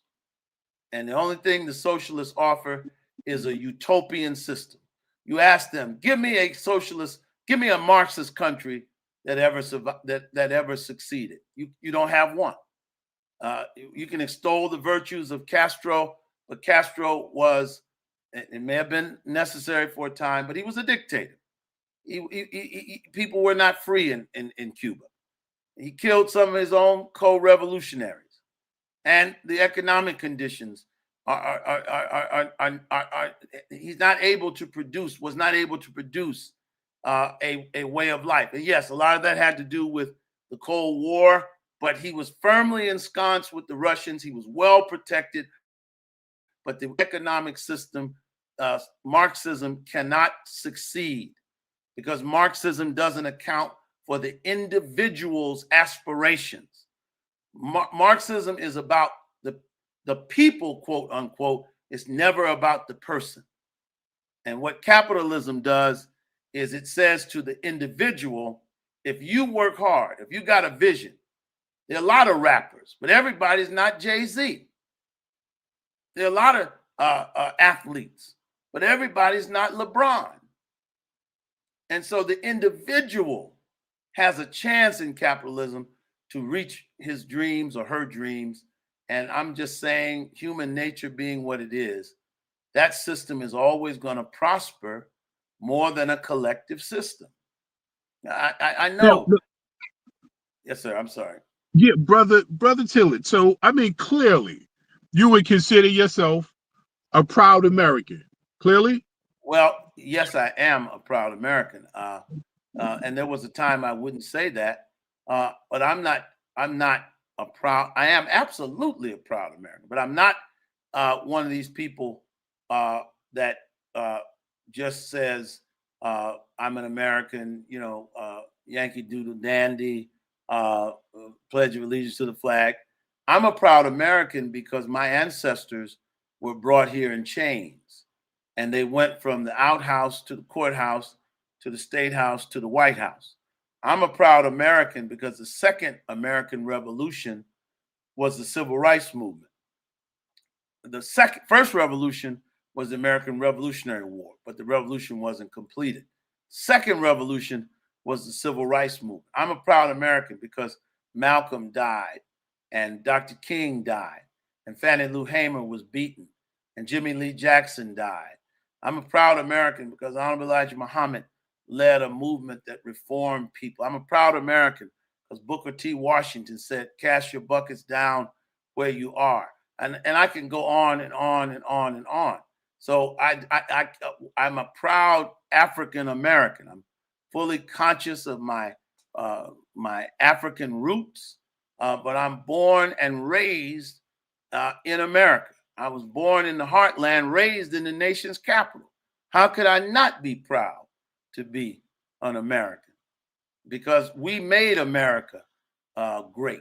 We contributed to it. We are a significant reason why America is great. There's no America So without our contribution. right now, right in that second revolution that you articulated, what do you think Malcolm X meant when he said, "No, I'm not an American. I'm Right. one of the 22 million American victims, I the know what he victims meant. of I know America." what he meant. Now, Malcolm was born was he parroting a Marxist line, or no, was he no. speaking for his people and their experience in this nation? Well, first of all, Malcolm clearly said he wasn't a Marxist. He wasn't even a liberal. So, you got people around here now saying Malcolm was a leftist. He was not. Well, Herman, Malcolm was born in 1929. Okay. I was born in 1964. So the America he saw, he died before the Voting Rights Act had really been passed. Okay. The Voting Rights Act hadn't even been passed when he died. So he didn't see the America that we see. That's why we don't judge him. He was right for his time. If I lived in, Muhammad Ali was right when he said, "I'm not going to Vietnam. The Viet Cong never called me no nigger." But we don't live in that America. So Malcolm, you can't take a statement from a man born in 1929 in 2025 without context. Okay. Malcolm didn't see rappers going from the Marcy Projects to the 1%. Malcolm didn't see black CEOs of corporations, black billionaires. Malcolm didn't see a black president. Malcolm didn't see the Congressional Black Caucus. It didn't exist. Malcolm didn't see a black mayor of New York City or of Washington, D.C. or Atlanta or Philadelphia or Chicago. He never saw those things. He never even knew that. He died not even knowing that was possible. So I can't judge that brother, but at the same time, I can't parrot him, and I live in a modern world. Malcolm didn't see the internet. True, and I do agree, and I share that birth year as well, 1964. I know. But I see Our in world is America, different than his. I see in America that has my brothers and sisters warehoused in jails in numbers that are unconscionable. I see in America that my brothers and sisters are still brutally murdered by police nationally. I see in America that the president, head of state, calls their sons, remember the NFL protests, sons of bees. Those sons of bees shouldn't even be on the field. So this is the America I see. So I get it. Now it seems Brother Tillard, a lot of your Let me ask you a question. and I'll Okay, just finish with this Sure, point. go A ahead. lot of them from the Marcy projects to the mansion. Seem like so much of it, but again, you did say capitalism. I'm not as bent and as impressed with the material accomplishments. If I can see more mothers and fathers able to provide some of even the basics for their children. Homelessness is off the chain right now. Okay, There's but so much Herman, go to India. There's people living everywhere. There's homelessness everywhere. Name a country where there's not homelessness. Name one country in the history of the world where there was not poverty. You can't name one. Go to Ghana. Go to all these different countries. Poverty is the natural state of human beings. Capitalism lifted more people out of poverty. People have always been poor. From the time the cavemen and the early man had to scratch out a living hunting or gathering, or early farming, rudimentary farming techniques, scarcity, lack. So it's not an indictment of capitalism that there are some poor people. Some people gonna always be poor. You got people born in the same family. One is at Yale, the other's at jail. So, I mean, that is not, let's face it. If there is an area where there's still great discrimination, I will acknowledge it is the criminal justice system, okay? And I think that's where the focus needs to be. But police brutality is not anywhere near, or police murder is not what it was. You know, and I know that before Amadou Diallo, I'm sorry, what's our brother, our Haitian brother, that was sodomized by Justin Volpe? Louima. Before Louima, no New York City police officer had ever been convicted of abuse or murder of a Black person. You know that's not the case today. You know that's not the case. And I'm not worried as much about the police who kill us, which is relatively infrequent, okay? For every police shooting, there are 1,000 Blacks shooting each other. And so, listen, true. I'm not negating anything you say, but it's a way of what we're disputing is what do we need to be emphasizing? And I'm saying the white left influence in our community has us mouthing Karl Marx because the white left has a problem with America because they have a problem with capitalism. And from the 1960s, these communists, they came around Dr. King, they infiltrated the civil rights movement and led it astray. They infiltrated the Black militant movement. But they have been fighting a war against capitalism and democracy. And all I'm saying is Black people have to be able to differentiate when we are on somebody else's program. And what I'm saying to you is that everything you mentioned may be real. Police brutality, the criminal justice system. You're right. And that's why I would say to Black men, if you end up in the criminal justice system, your ass 9 times out of 10 is going to jail. So you better stay out of it, okay? And that's what we need to be telling our young brothers and sisters. You shouldn't have hustlers in 2025. You shouldn't have scammers and boosters.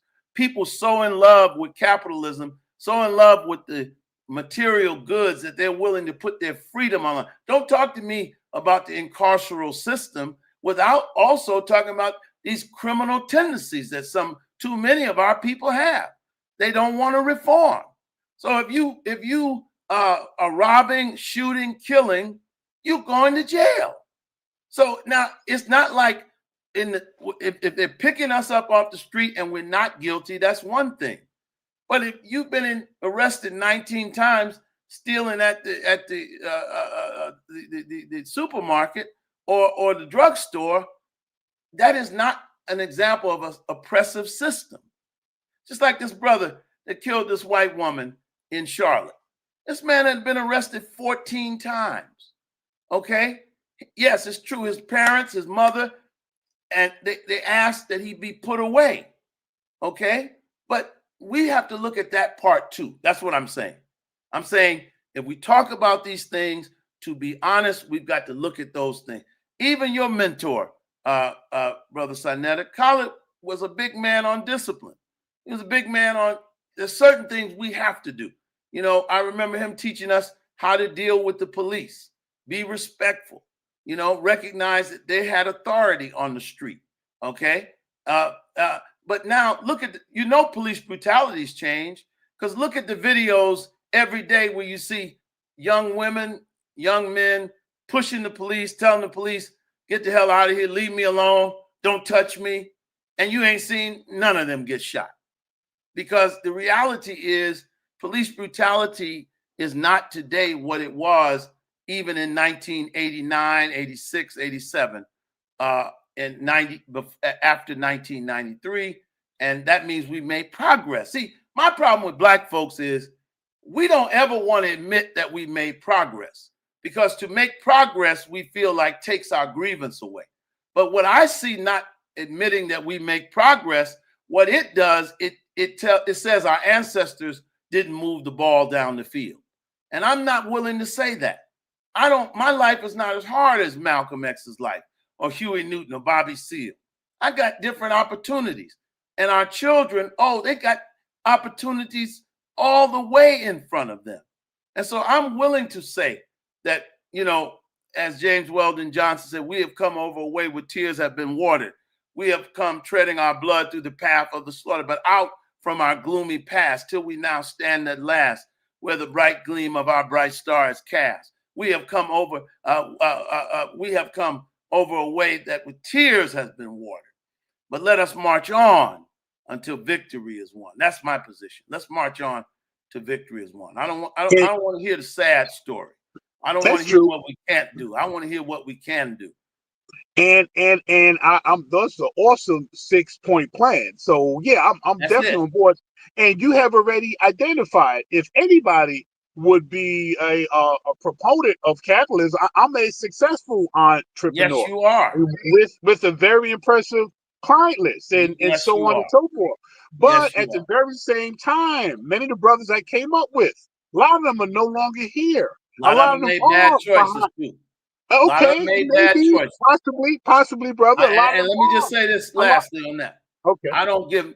Listen, neither one of us were born with a silver spoon in our mouth. Okay, and thank God we had families, we had communities, we had people telling us the right thing to do. And look, some of the guys we grew up with, they did right. Some didn't. Some didn't. And so you also have to factor in every one of those brothers that's not here today is not some soldier that fell in a liberation struggle. Some of them just made bad choices. They wanted to be with Nicky Barnes. They wanted to run with Alpo. So, I mean, we have to, again, agency, okay? No, Diallo was just minding his business, and he was shot 41 times. We advocate for him, okay? But we also have to acknowledge that some of us have made bad choices. And I do accept that. In the last part, because I see we got Brother King Simon, and I know he wants to join the build. For me, this is kind of the standard I try to hold myself to. I can't allow my personal blessings or graces to have had a father in my household, to have had a complete family.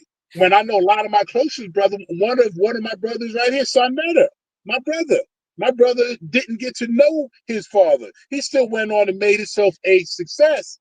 But if I am in a system that is still positioning my brother with obstacles, I still have to look at the whole system. Even though I found a way to figure it out or to get some of those blessings, if my people are still warehoused under conditions that I can't blame them for, and they just a luck of the draw, I know this system is slanted towards making sure that a lot of those outcomes come out on their behalf. So that's not Marxist. That's just like, yo, the masses of my people are suffering under this, even though I'm figuring out a way around it. Well, so first of all, sa.neter did fine. Okay. He's an enterprising, industrious brother. He came under some good leadership and teachings. But let me just say this. My grandfather was a poor, illiterate black man from Mississippi. And he went to St. Louis and pushed a push cart, getting junk and selling it. And then he opened up a barbecue place and a tavern and a supermarket. Listen, nobody has had it as bad as some of our people who have succeeded. So there's nobody born in this world that is born to fail, okay? Failure and success is a choice. And the choice is, will I do what's necessary? I have friends to my right and left that fell to hustling. I remember once my cousin was hustling and I was in college, struggling, broke.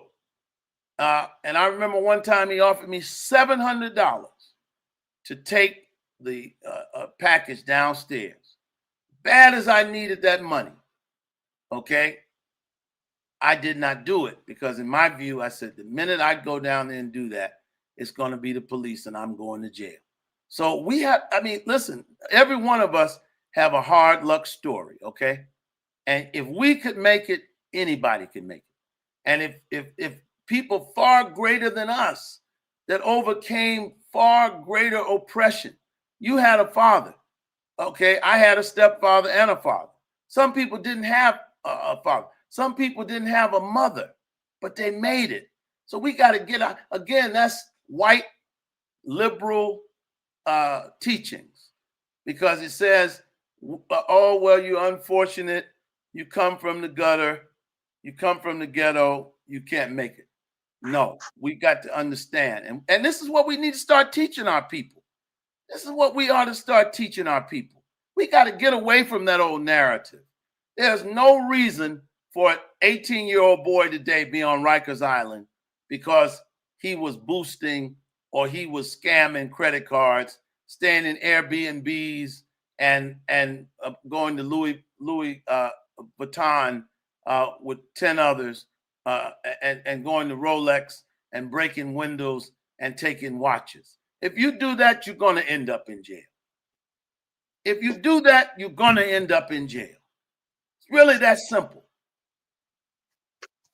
And yeah, and that's a very good point. And lastly, again, I referenced Dr. Amos Wilson a lot. I told sa.neter he wasn't ready for my message. Where No, my message has evolved to. But it's really the same message. It is really no different. But the last point on that, Dr. Amos Wilson. Trust me, Reverend Conrad. I'm ready, bro. Me and you similarly got the same message. Yeah. I'm just a little harder than you are right now. If I can close that point on this. Hold on. We got King Simon in the building, Smalls. Let him get it. I just want to close that topic on this one point. We bring King Simon right in. Dr. Amos Wilson said you'll never have a successful revolution as long as the people on the bottom of it have the same exact value system as the people that are oppressing them.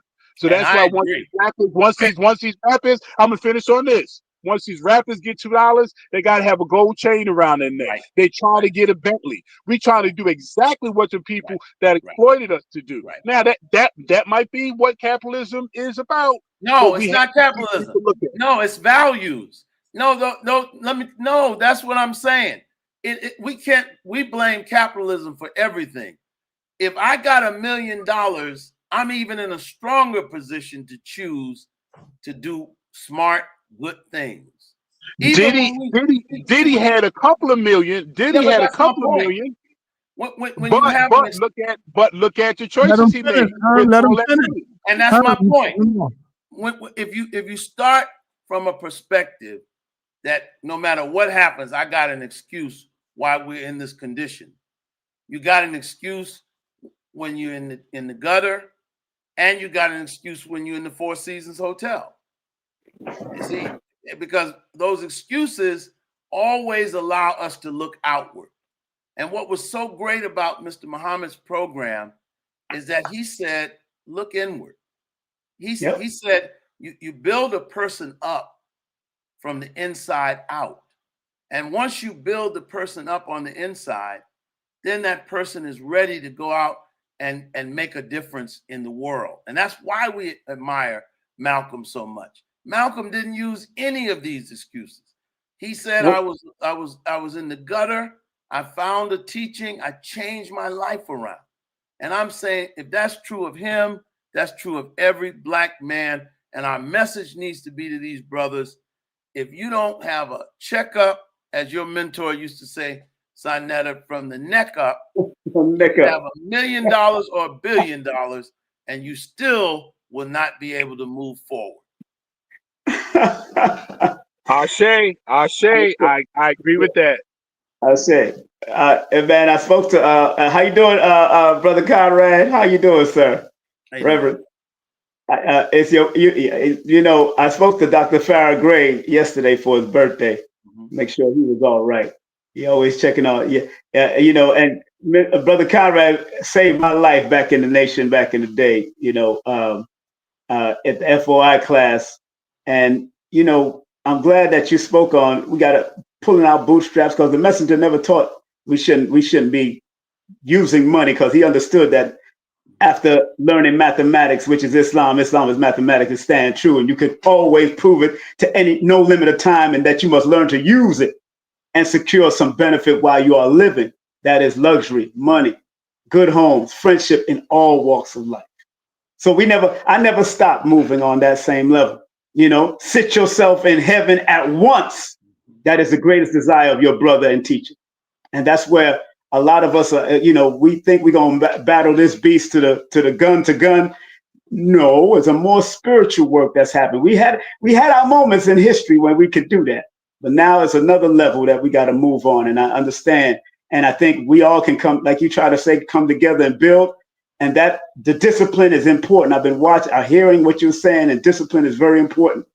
And like I said on Brother sa.neter show when Brother Rich was here, you know, the methodology has changed over the years. It's not the same. It's not the same.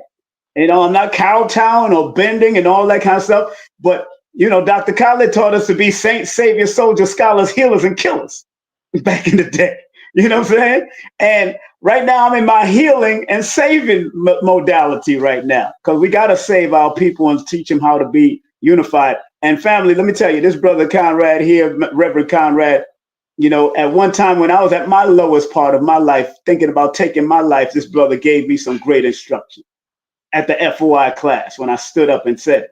And this brother saved my life. And I'm here since 1990s, back in those days when I said it to him. He allowed his brother to rise and grow into what I became on radio, WWRL, and different other radio stations that I was on back in the day. So I commend you and love you, Brother Conrad, for all that you've done at that point, and even what you're doing now in the community, man. And you know, I have no arguments. I know Herman. He puts in a good argument. So big as the Herman, you know.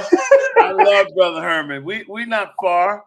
Yeah, I know. But let me say this: I love you too, and I'm just grateful, you know, that I had good teachers, good mentors, who really showed me a plan of action.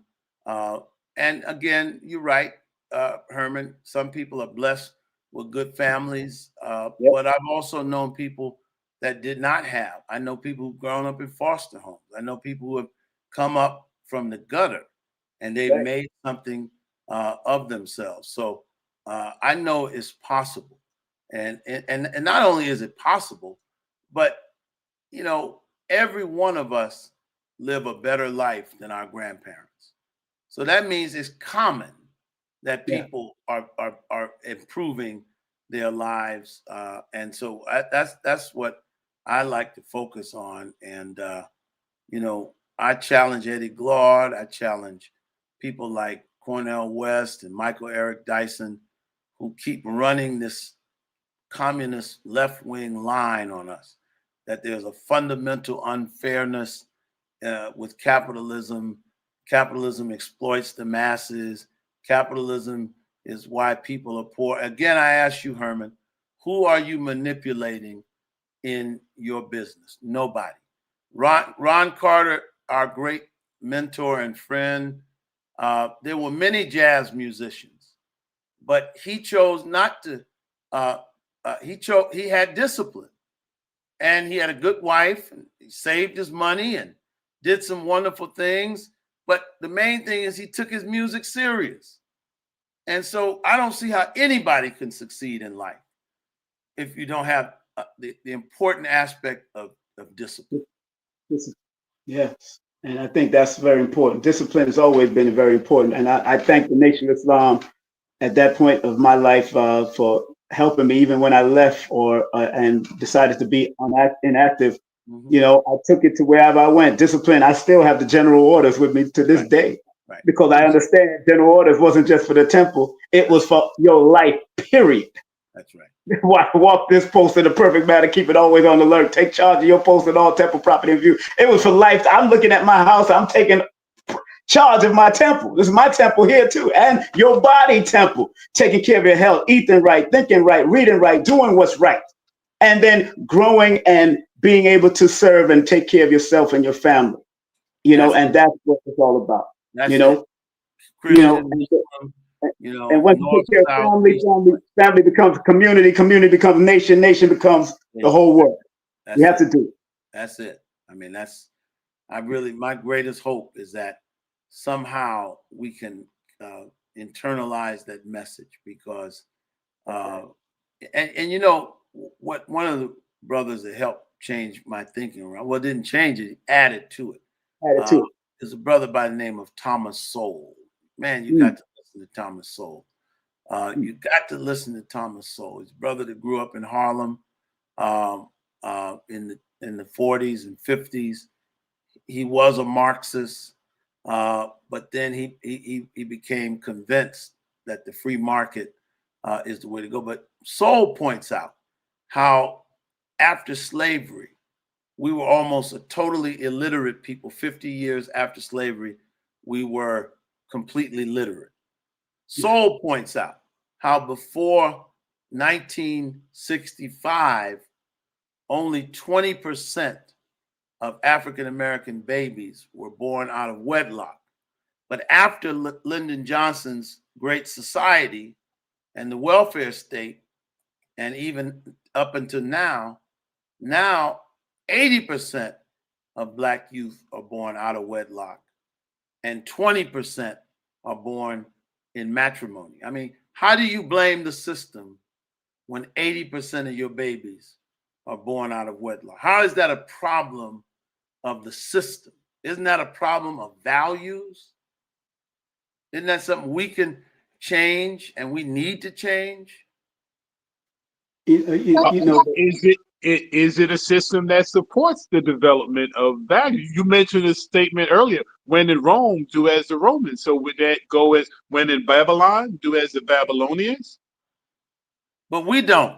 That's what I'm saying. There are plenty of people who don't. There are plenty who don't.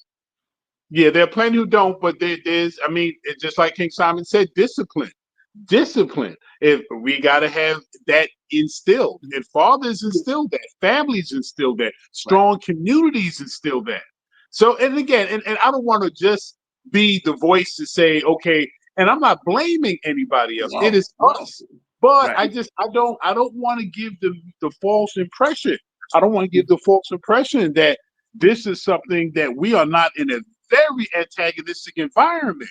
That is slanted towards our demise. Yeah, but so, tell me that the Jews were not in an antagonistic environment in this country, and they came together, and now you ain't gonna be antagonistic toward them. Tell me that Asians were not in an antagonistic environment. So I'm saying America, not to the degree that they were lynched and burnt and castrated. Hold on, Herm. Hold on. Let him finish. You say, well, maybe they weren't. Well, here's the thing: the Jews were almost exterminated in Germany, but even after that, they came together, and they're still together today. So, I mean, I don't want to get into an oppression Olympics. At the end of the day, when you know the world is against you, you put your backs together and you say, we're in this thing by ourselves. Very true. Very true. And we got to do that. True. Black women and black men have to do that. You know, black women, and black men are moving in this direction. You know what I mean? Right. Hold up. I'm with the Reverend, man, because I hear a lot of complaining, a lot of crying coming from you right now, Brother Herman, making excuses, brother. You got to stop this, man. Me and Herman go through this all the time. Herman, you make a lot of excuses, Herman. I mean, it's like, hold up. You know what I always say, Reverend Conrad? I say, we in 2025. The majority of our people know what we went through. We know about slavery.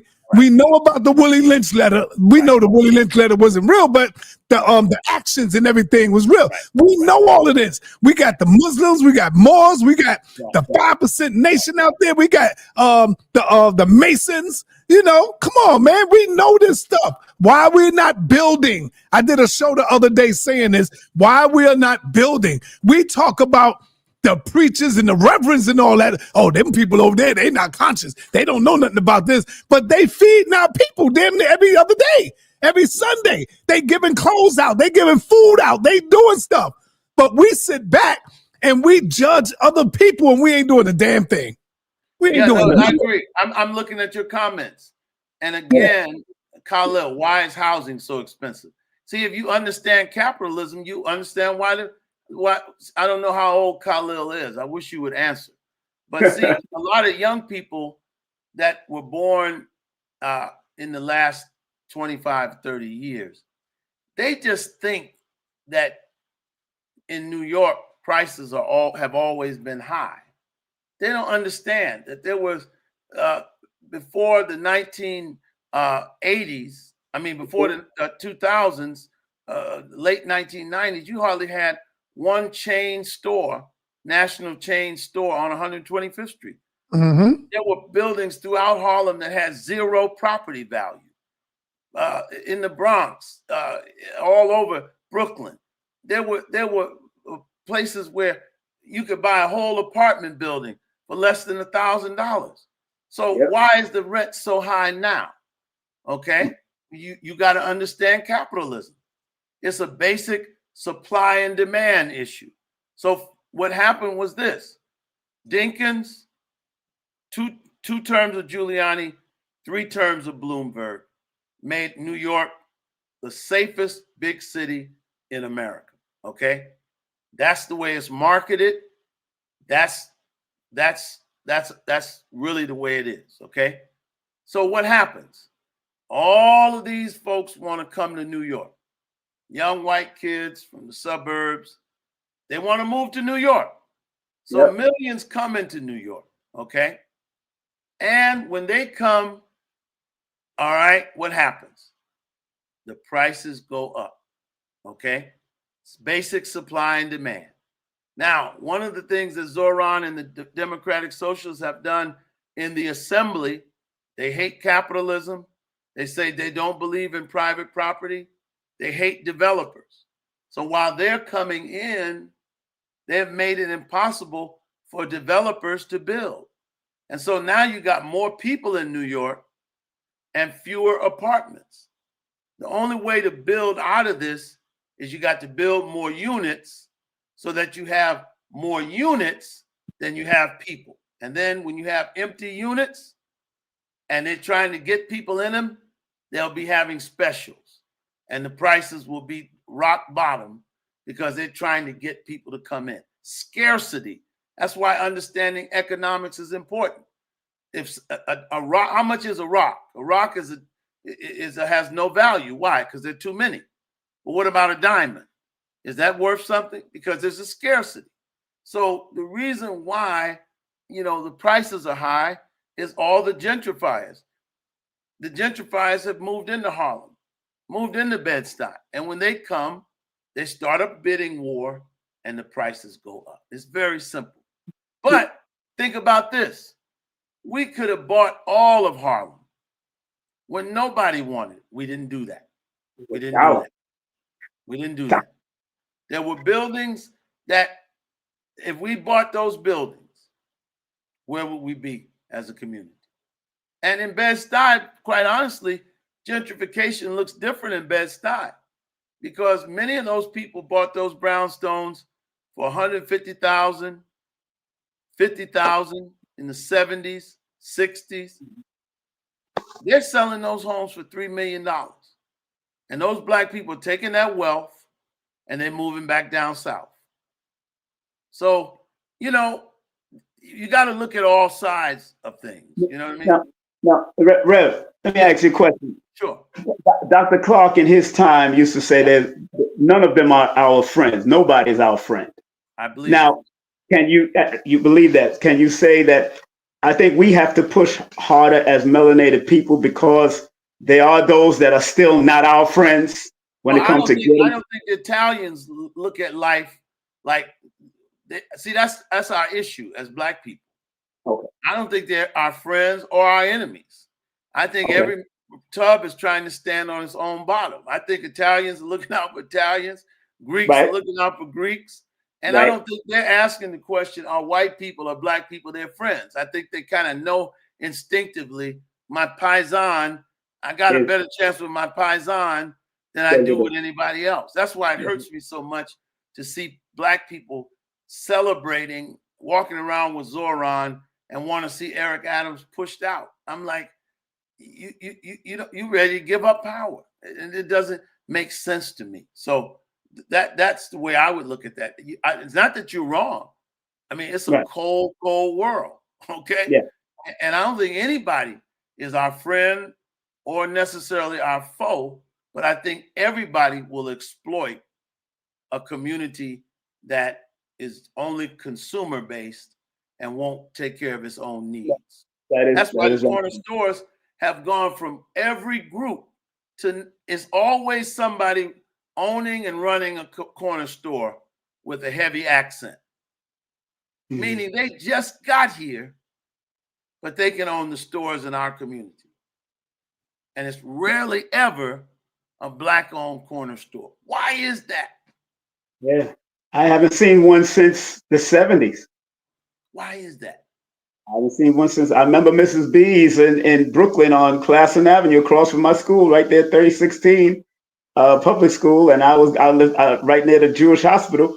And it was Miss B. I remember a beautiful Black melanated woman owning a candy shop in her own little, and I haven't seen that since, like that, in that way. You know, pushed her right out, man. And you know, and yeah, it is important. I think, you know, bootstraps is definitely important, and I think, like you said, the messenger, Mr. Muhammad, had a mission and had an agenda. And I got the Muslim accomplishments right here to show what we could have done and could still be doing to this day. It didn't stop me from still running my own business. I'm still running business and doing my own. You know, and the Black church. Let's face it.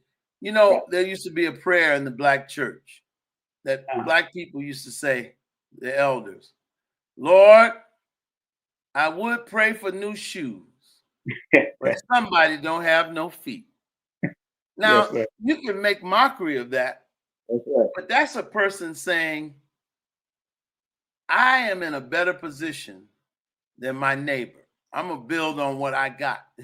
I mean, when you look at all of the schools, Black colleges and universities, Booker T. Washington built them, and we can't even keep them up. You know, we can't even. And so these are things that I think, and to me, it's not doom and gloom. I just think our emphasis has been wrong. Right, they have to shift. When we start saying what we can do, or what we need to do, or must do, rather than what we can't do, I think things change for us. I just believe that. But I just think our list of need and must can be a little different. I kind of lean towards what we need to do. Well, no, this is kind of the same. We need to come together. We need to barter again. We need to grow our food again. We need to form collectives. Now, just my spin doesn't have a heavy materialistic angle to it. I like for us to build on some of the simple stuff that's going to get the majority of us through this. Instead of, okay, I don't think we need that many more Jay-Z's. How many more Diddy's we need? How many? Because you know that might crash the baby oil market. I mean, we've seen brothers get extremely wealthy, but not have the mindset of knowledge of self, able to see to it that others are coming. Talk about my baby oil. Don't be talking about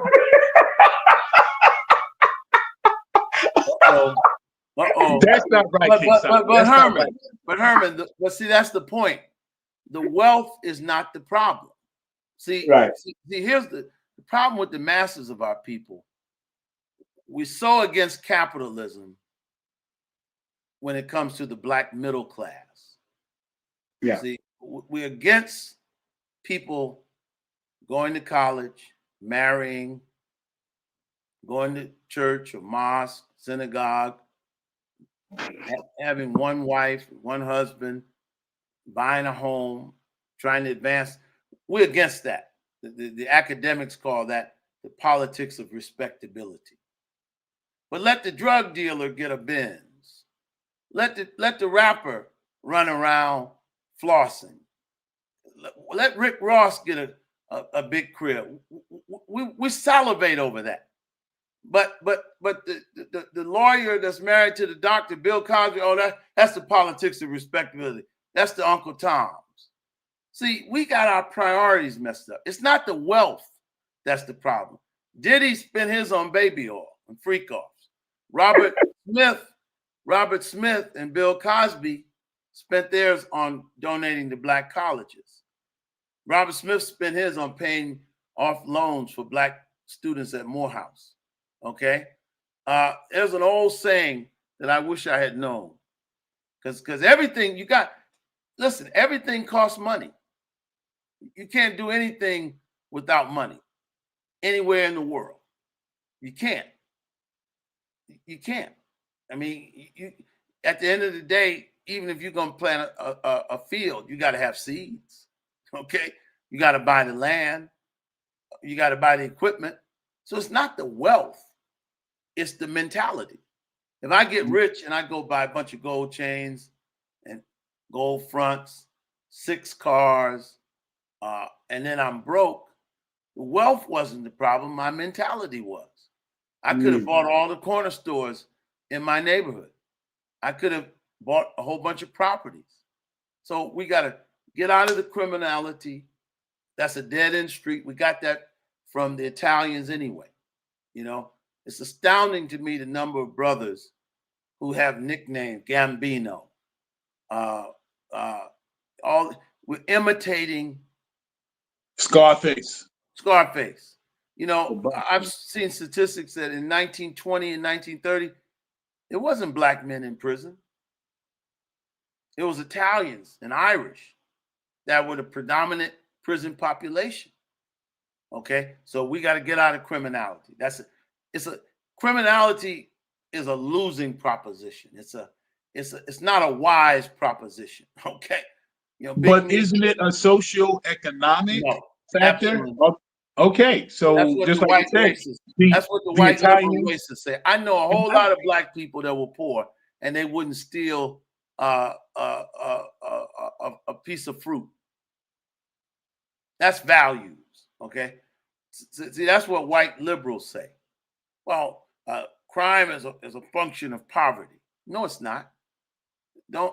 Let's not insult our people. I know a lot of poor black people that didn't go into criminality, didn't believe in it, believed in right and wrong. Right. Am I right or wrong? And I know you do too. So when have you ever seen where poverty has to drive somebody to criminality?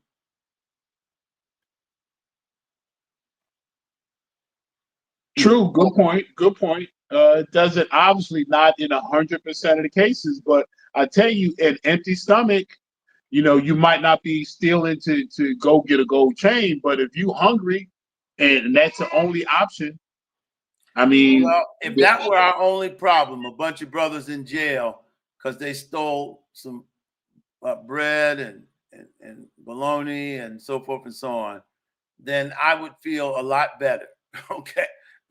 I would, if that's all we had in prison were brothers who loved their family and they had to go out and steal groceries to feed them, then I'd feel a lot better. Okay. But we got too many in there for murder. We got too many in there for selling drugs. We got too many in there for scamming. And those things show me that our heads are not in the right places. You're on mute. You're on mute. I'm not certain if it's still the case now, but I know you all remember here in New York, the Central Park 5. Yeah. And I was a teenager during that period. And for at least the 6 months to almost a year after that, there was sweeps all over the place. Mm-hmm. You would get caught up for loitering. Mm-hmm. Don't get in a fight with somebody. Both of y'all was handcuffed and swept away. So it wasn't that difficult to end up in jail. And it wouldn't even have that much to do with any real criminality. So that's what I'm saying. This justice system, yeah, you're right. There are brothers that are scamming and boosting, but there's a lot of folks. Remember the brother that was in the judicial system for about 2 years, and they just lost track of him, and he got out and committed suicide because of the experience he had. Yeah. I mean, listen. I like I said, I think there's one area that a civil rights struggle still needs to take place, and that is the criminal justice system. And I think the criminal justice system is problematic because, ironically, our legal system is a system that if you have a lot of money, you can pay for a good defense. That's problematic right there, but that doesn't just privilege white people, and it doesn't just penalize black people. It privileges everybody who has money. That's why there are many celebrated cases. believe me, had Diddy not had the lawyers he had, or Young Thug, they would have been convicted. Okay, so I mean that's wealth privilege. Okay, but I will say this, and let's deal with this, Herman. The criminal justice system definitely needs reform, but we also got to take that message that Booker T. Washington took, that Muhammad took. Don't do crime. Don't, just stay away from that. That's a bad investment. Of course. Losing proposition. But hold on, Herman. And with that, I would like for my brother to close us out. Okay. We got over 2 hours in. Let me go to you first, Herman. No, let me go to King Simon first because he got in last. King Simon, close us out. You got a minute.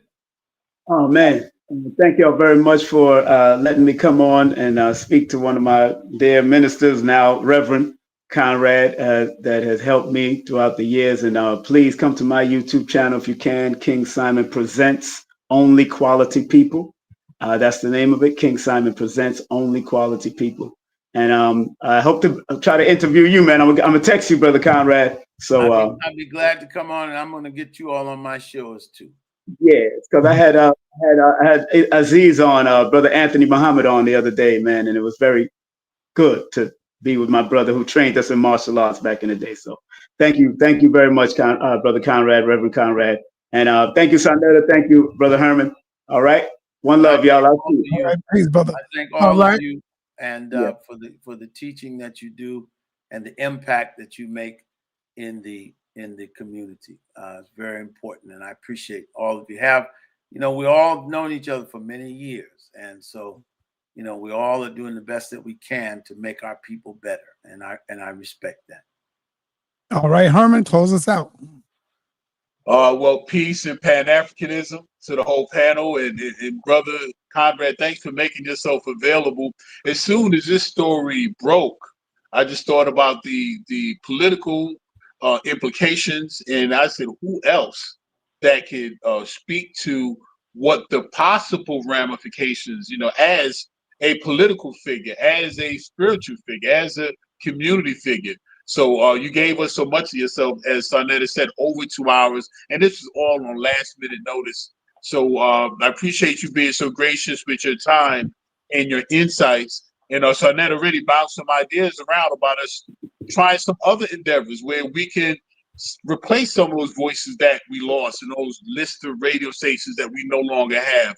We do have to have a guerrilla journalism that serves our people with insights. And we had a balance of views in different areas. I'm sure anyone listening could have heard something that reflected their perspective, but also heard something from the other side that even gave them things to consider.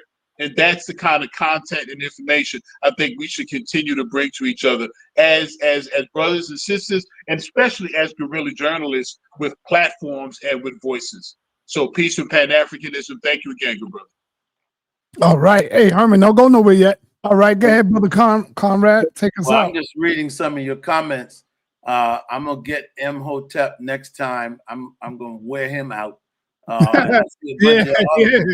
And you need to tell him, sa.neter, you come for me, you better bring a lunch, because I come up under the greatest. They'll find out. Yeah, they don't know. So let them walk down this road. But I would just say that I don't know who that is. That's somebody new to me. But I, again, listen, brother, we have to just get ourselves together. It's not the name we wear, Herman. It's not the clothes we wear. It's none of that. That's not going to do it. But we have to, number one, respect each other, have a love for each other, be able to come together on collective projects, and you can't do anything unless you're sober. You can't do anything unless you are free of drugs and alcohol. Right. You can't do anything. Can't do anything with black men and women divided from each other. We need each other, and of course, our families. We gotta. I've been divorced twice. I don't judge people. Sometimes that happens. We live in a modern society. But one thing's for certain, I always raise my children because I brought them into this world. I was there the day they came into the world, and I'll be there in their lives to the day I leave the world. Prayerfully, I leave before them. And so little things like that, you know, it makes a big difference, you know, and that's what I'm dedicating my life to. I'm in the church preaching the gospel of Jesus Christ in every African country in the world. You got Muslims, Christians, traditional African practitioners. So it's not any one way to do it, but all these values are applicable to all of our groups. God bless you. Thank you. Come to Conversations with Conrad. Thank you, brother. Thank you, Conrad. Reverend Conrad. Peace, brother. Peace. All right, brother Herman. I wanted to tell you, Herman. Yo, you know Bosco. You ever heard of Bosco, Herman? Bosco? Yeah. Oh, I haven't seen him. He used to be on YouTube. I haven't seen him on there in a while. Yeah, you look like him a little bit. Man, I get Bosco. The way you I get right there. Isaac. You look I like get Bosco. Isaac Hayes. Remember the famous clip he made going at Hassan Campbell? He couldn't stop laughing. Just because, just from his laugh, had my stomach hurt. Do you remember that? No, I don't know. Oh man, you got to see the clip. It's still on YouTube. You type it in, it's up there. Where Hassan Campbell went at him, was the wrong person, and then Bosco responded, and he just was going in. I couldn't stop laughing, man. I get Bosco. I get Isaac Hayes. I used to get big raves. So yeah, I have been told I look something similar to these brothers. Yeah, Bosco, man. It's all good though. Anyway, Herm, thanks again, man. You woke me up, man. You brought me here, and I gotta let you see something. I'm gonna do a show tomorrow on.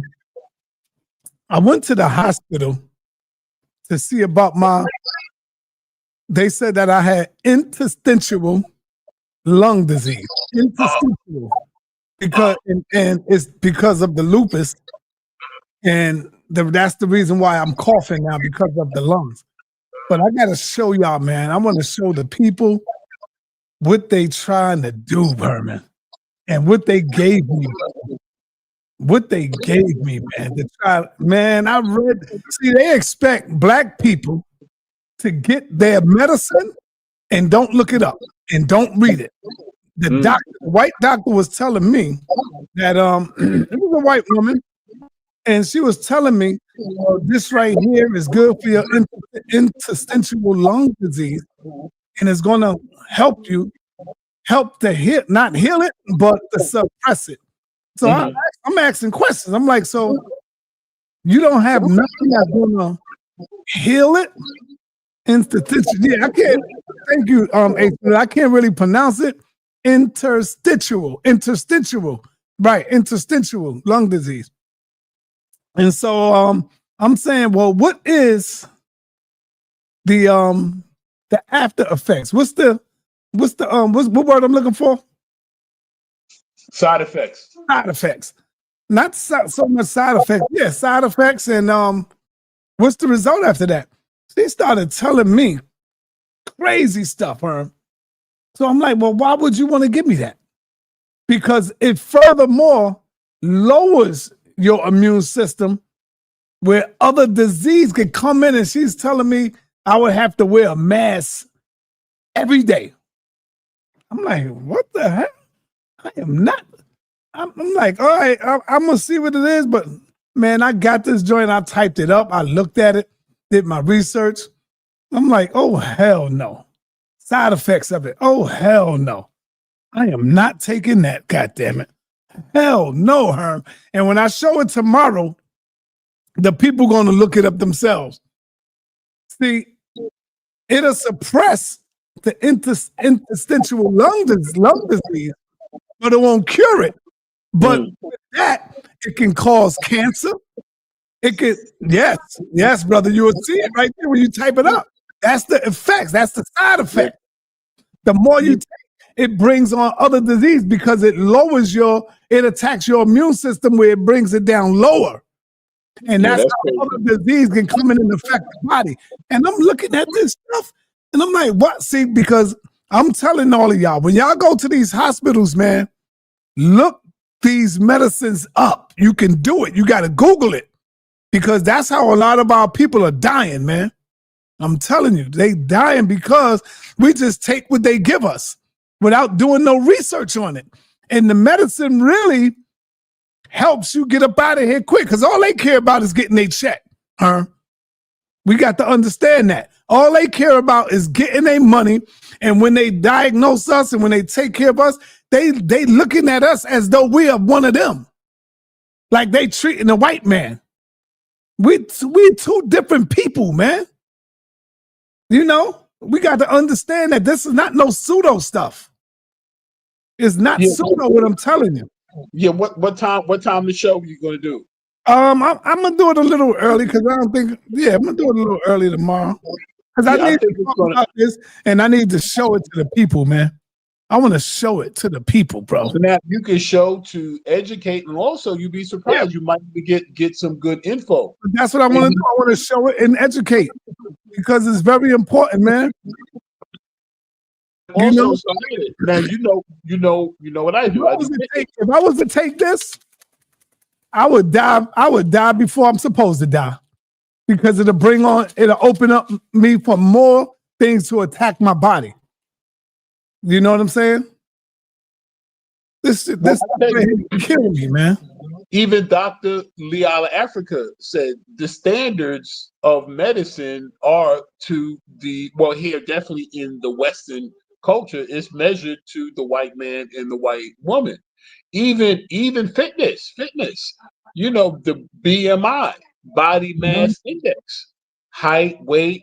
Now we know how our sisters are built. A lot of times they're hippie, a lot of times they're shorter. Now you can see a sister that's in great health and shape, but based on the BMI, the standard on someone else's body type, she would be in a classification that would be considered negative. So that's why you can't just take this information from other folks and just put it on yourself and think you can automatically get an outcome that's designed for somebody else. So that's why we have to go to our healthcare practitioners and people that have an intimate knowledge about Black and or African health and well-being. Man, so, I let my queen see this, man, and she said, "Oh, hell no. Yeah. You ain't taking that. Why don't you not show it tomorrow? And I want you to also type it up and read it for yourself, brother. Read about the side effects and what it do. It does way more harm than good. Yeah, it'll stop me from coughing a little bit, but the side effects to it is crazy. Yeah. Yeah. Well, let me know the time, man. I definitely want to be on myself. I'm looking at this. I'm like, yo, these people are really trying to kill our people. They killing, not trying to, but they really killing our people, bro. Legally killing our people. This is why they make you sign. When you go in there, you got to sign this. You giving me the right to do this, giving me the right. Man, listen, when I went in there before, they wanted to do something where I had to sign this paper, right? They was going to put me to sleep. Herman, this is crazy. I forgot the name of it is, but I got this because they wanted to stick the camera down my throat. You know what I'm saying? They stick the camera down your throat. I forgot the name of it. It's an endoscopy. Yes, there you go. They wanted to stick the camera down my throat to check my lungs and all out, but they was going to put me to sleep. And they wanted me to sign. So I'm talking to them. And they say, yeah, you know, is a risk of sometimes, you know, not coming back, or you could be your blood pressure. I'm like, oh hell no! I got up off the table. I'm like, no, I'm not doing this. I'm not doing this. And I got my clothes. Get the hell up out of there, man. These people are crazy, bro. These people are crazy, Herb. They telling me all this stuff, and I'm like, nah, brother. Nah, I'm not doing that. Not me. Nope. I just have to go out this way, man. I'm not doing all that, man. Or just explore some other remedies now. You know, just you can cancel theirs. But I mean, do other research and see what less invasive stuff is available. See what herbal options are. And sometimes moving your body, breathing, sunlight. There's some natural things that can improve. There are certain teas that are very soothing for the throat and the lungs. Yeah. Elderberry, I think it's one of the excellent herbs. I got elderberry here right now. Cool. So I mean, again, find out what other things are available. But pharmaceuticals always have a side effect. And a lot of times, even these commercials, you listen to the end, might cause oily stools, headaches, might cause raising blood pressure, and in some cases, death. And they say all that stuff really quick. But yeah, all this stuff definitely comes with other effects that you need to be aware of before you consume it. Yeah, somebody said check it out, so it could be helpful. I don't know what you're talking about. Check it out. I don't know what you're talking about. And the first question I asked her too was, is there a cure? Is this going to cure me? And once she said no, it just suppresses it. I don't need it. I do not need it. Because if it's not a cure, then what the hell am I taking it for? Nah, man, get out of here. You just trying to get paid. You want to, you still going to get paid regardless, you know? And that's all they care about. That's all they care about. That's why no medicine that they give you is for a cure. Their goal is not to give you cure because they don't even have the antidote for cure. They only got what is given to them. You see that? That's what we got to understand. Because if they had the antidote to cure you, then guess what? The pharmaceuticals would be out of business. Don't you understand that, y'all? It'll be out of business. It will be no need for a pharmaceutical. Going to the goddamn pharmacy. There's no need for that. Because now they giving us cures to cure us. Their goal is to keep it suppressed, but not to cure you. You got to go back to them. It's a money thing. It's all about the money, y'all. Understand that. Yes, sir, Brother Herman. I'm still live. I'm cutting it off right now. Oh, okay. Did you knock me off? No, you fell off. Oh, okay. All right. So should I come up or you get ready to wrap? Yeah, I'm getting ready to wrap it up. I'm out of here. But thanks, man. Okay. All right. Peace. Peace, brother. So yeah, family. Armin Rob McCarthy gave me some good advice. And yeah, that's what it is, man. So with that, y'all, peace and blessings. I'm gonna show y'all tomorrow what they gave me. I'm gonna show y'all tomorrow, and y'all can go look it up yourself. Of course, it's gonna say, you're gonna see it. It's gonna say lupus. That's how they get you. It's gonna say yeah for the lupus, but then read all the other stuff, and they gave me over 200 goddamn pills. 200 of them. What? Hell no. Anyway, peace and blessings, everybody.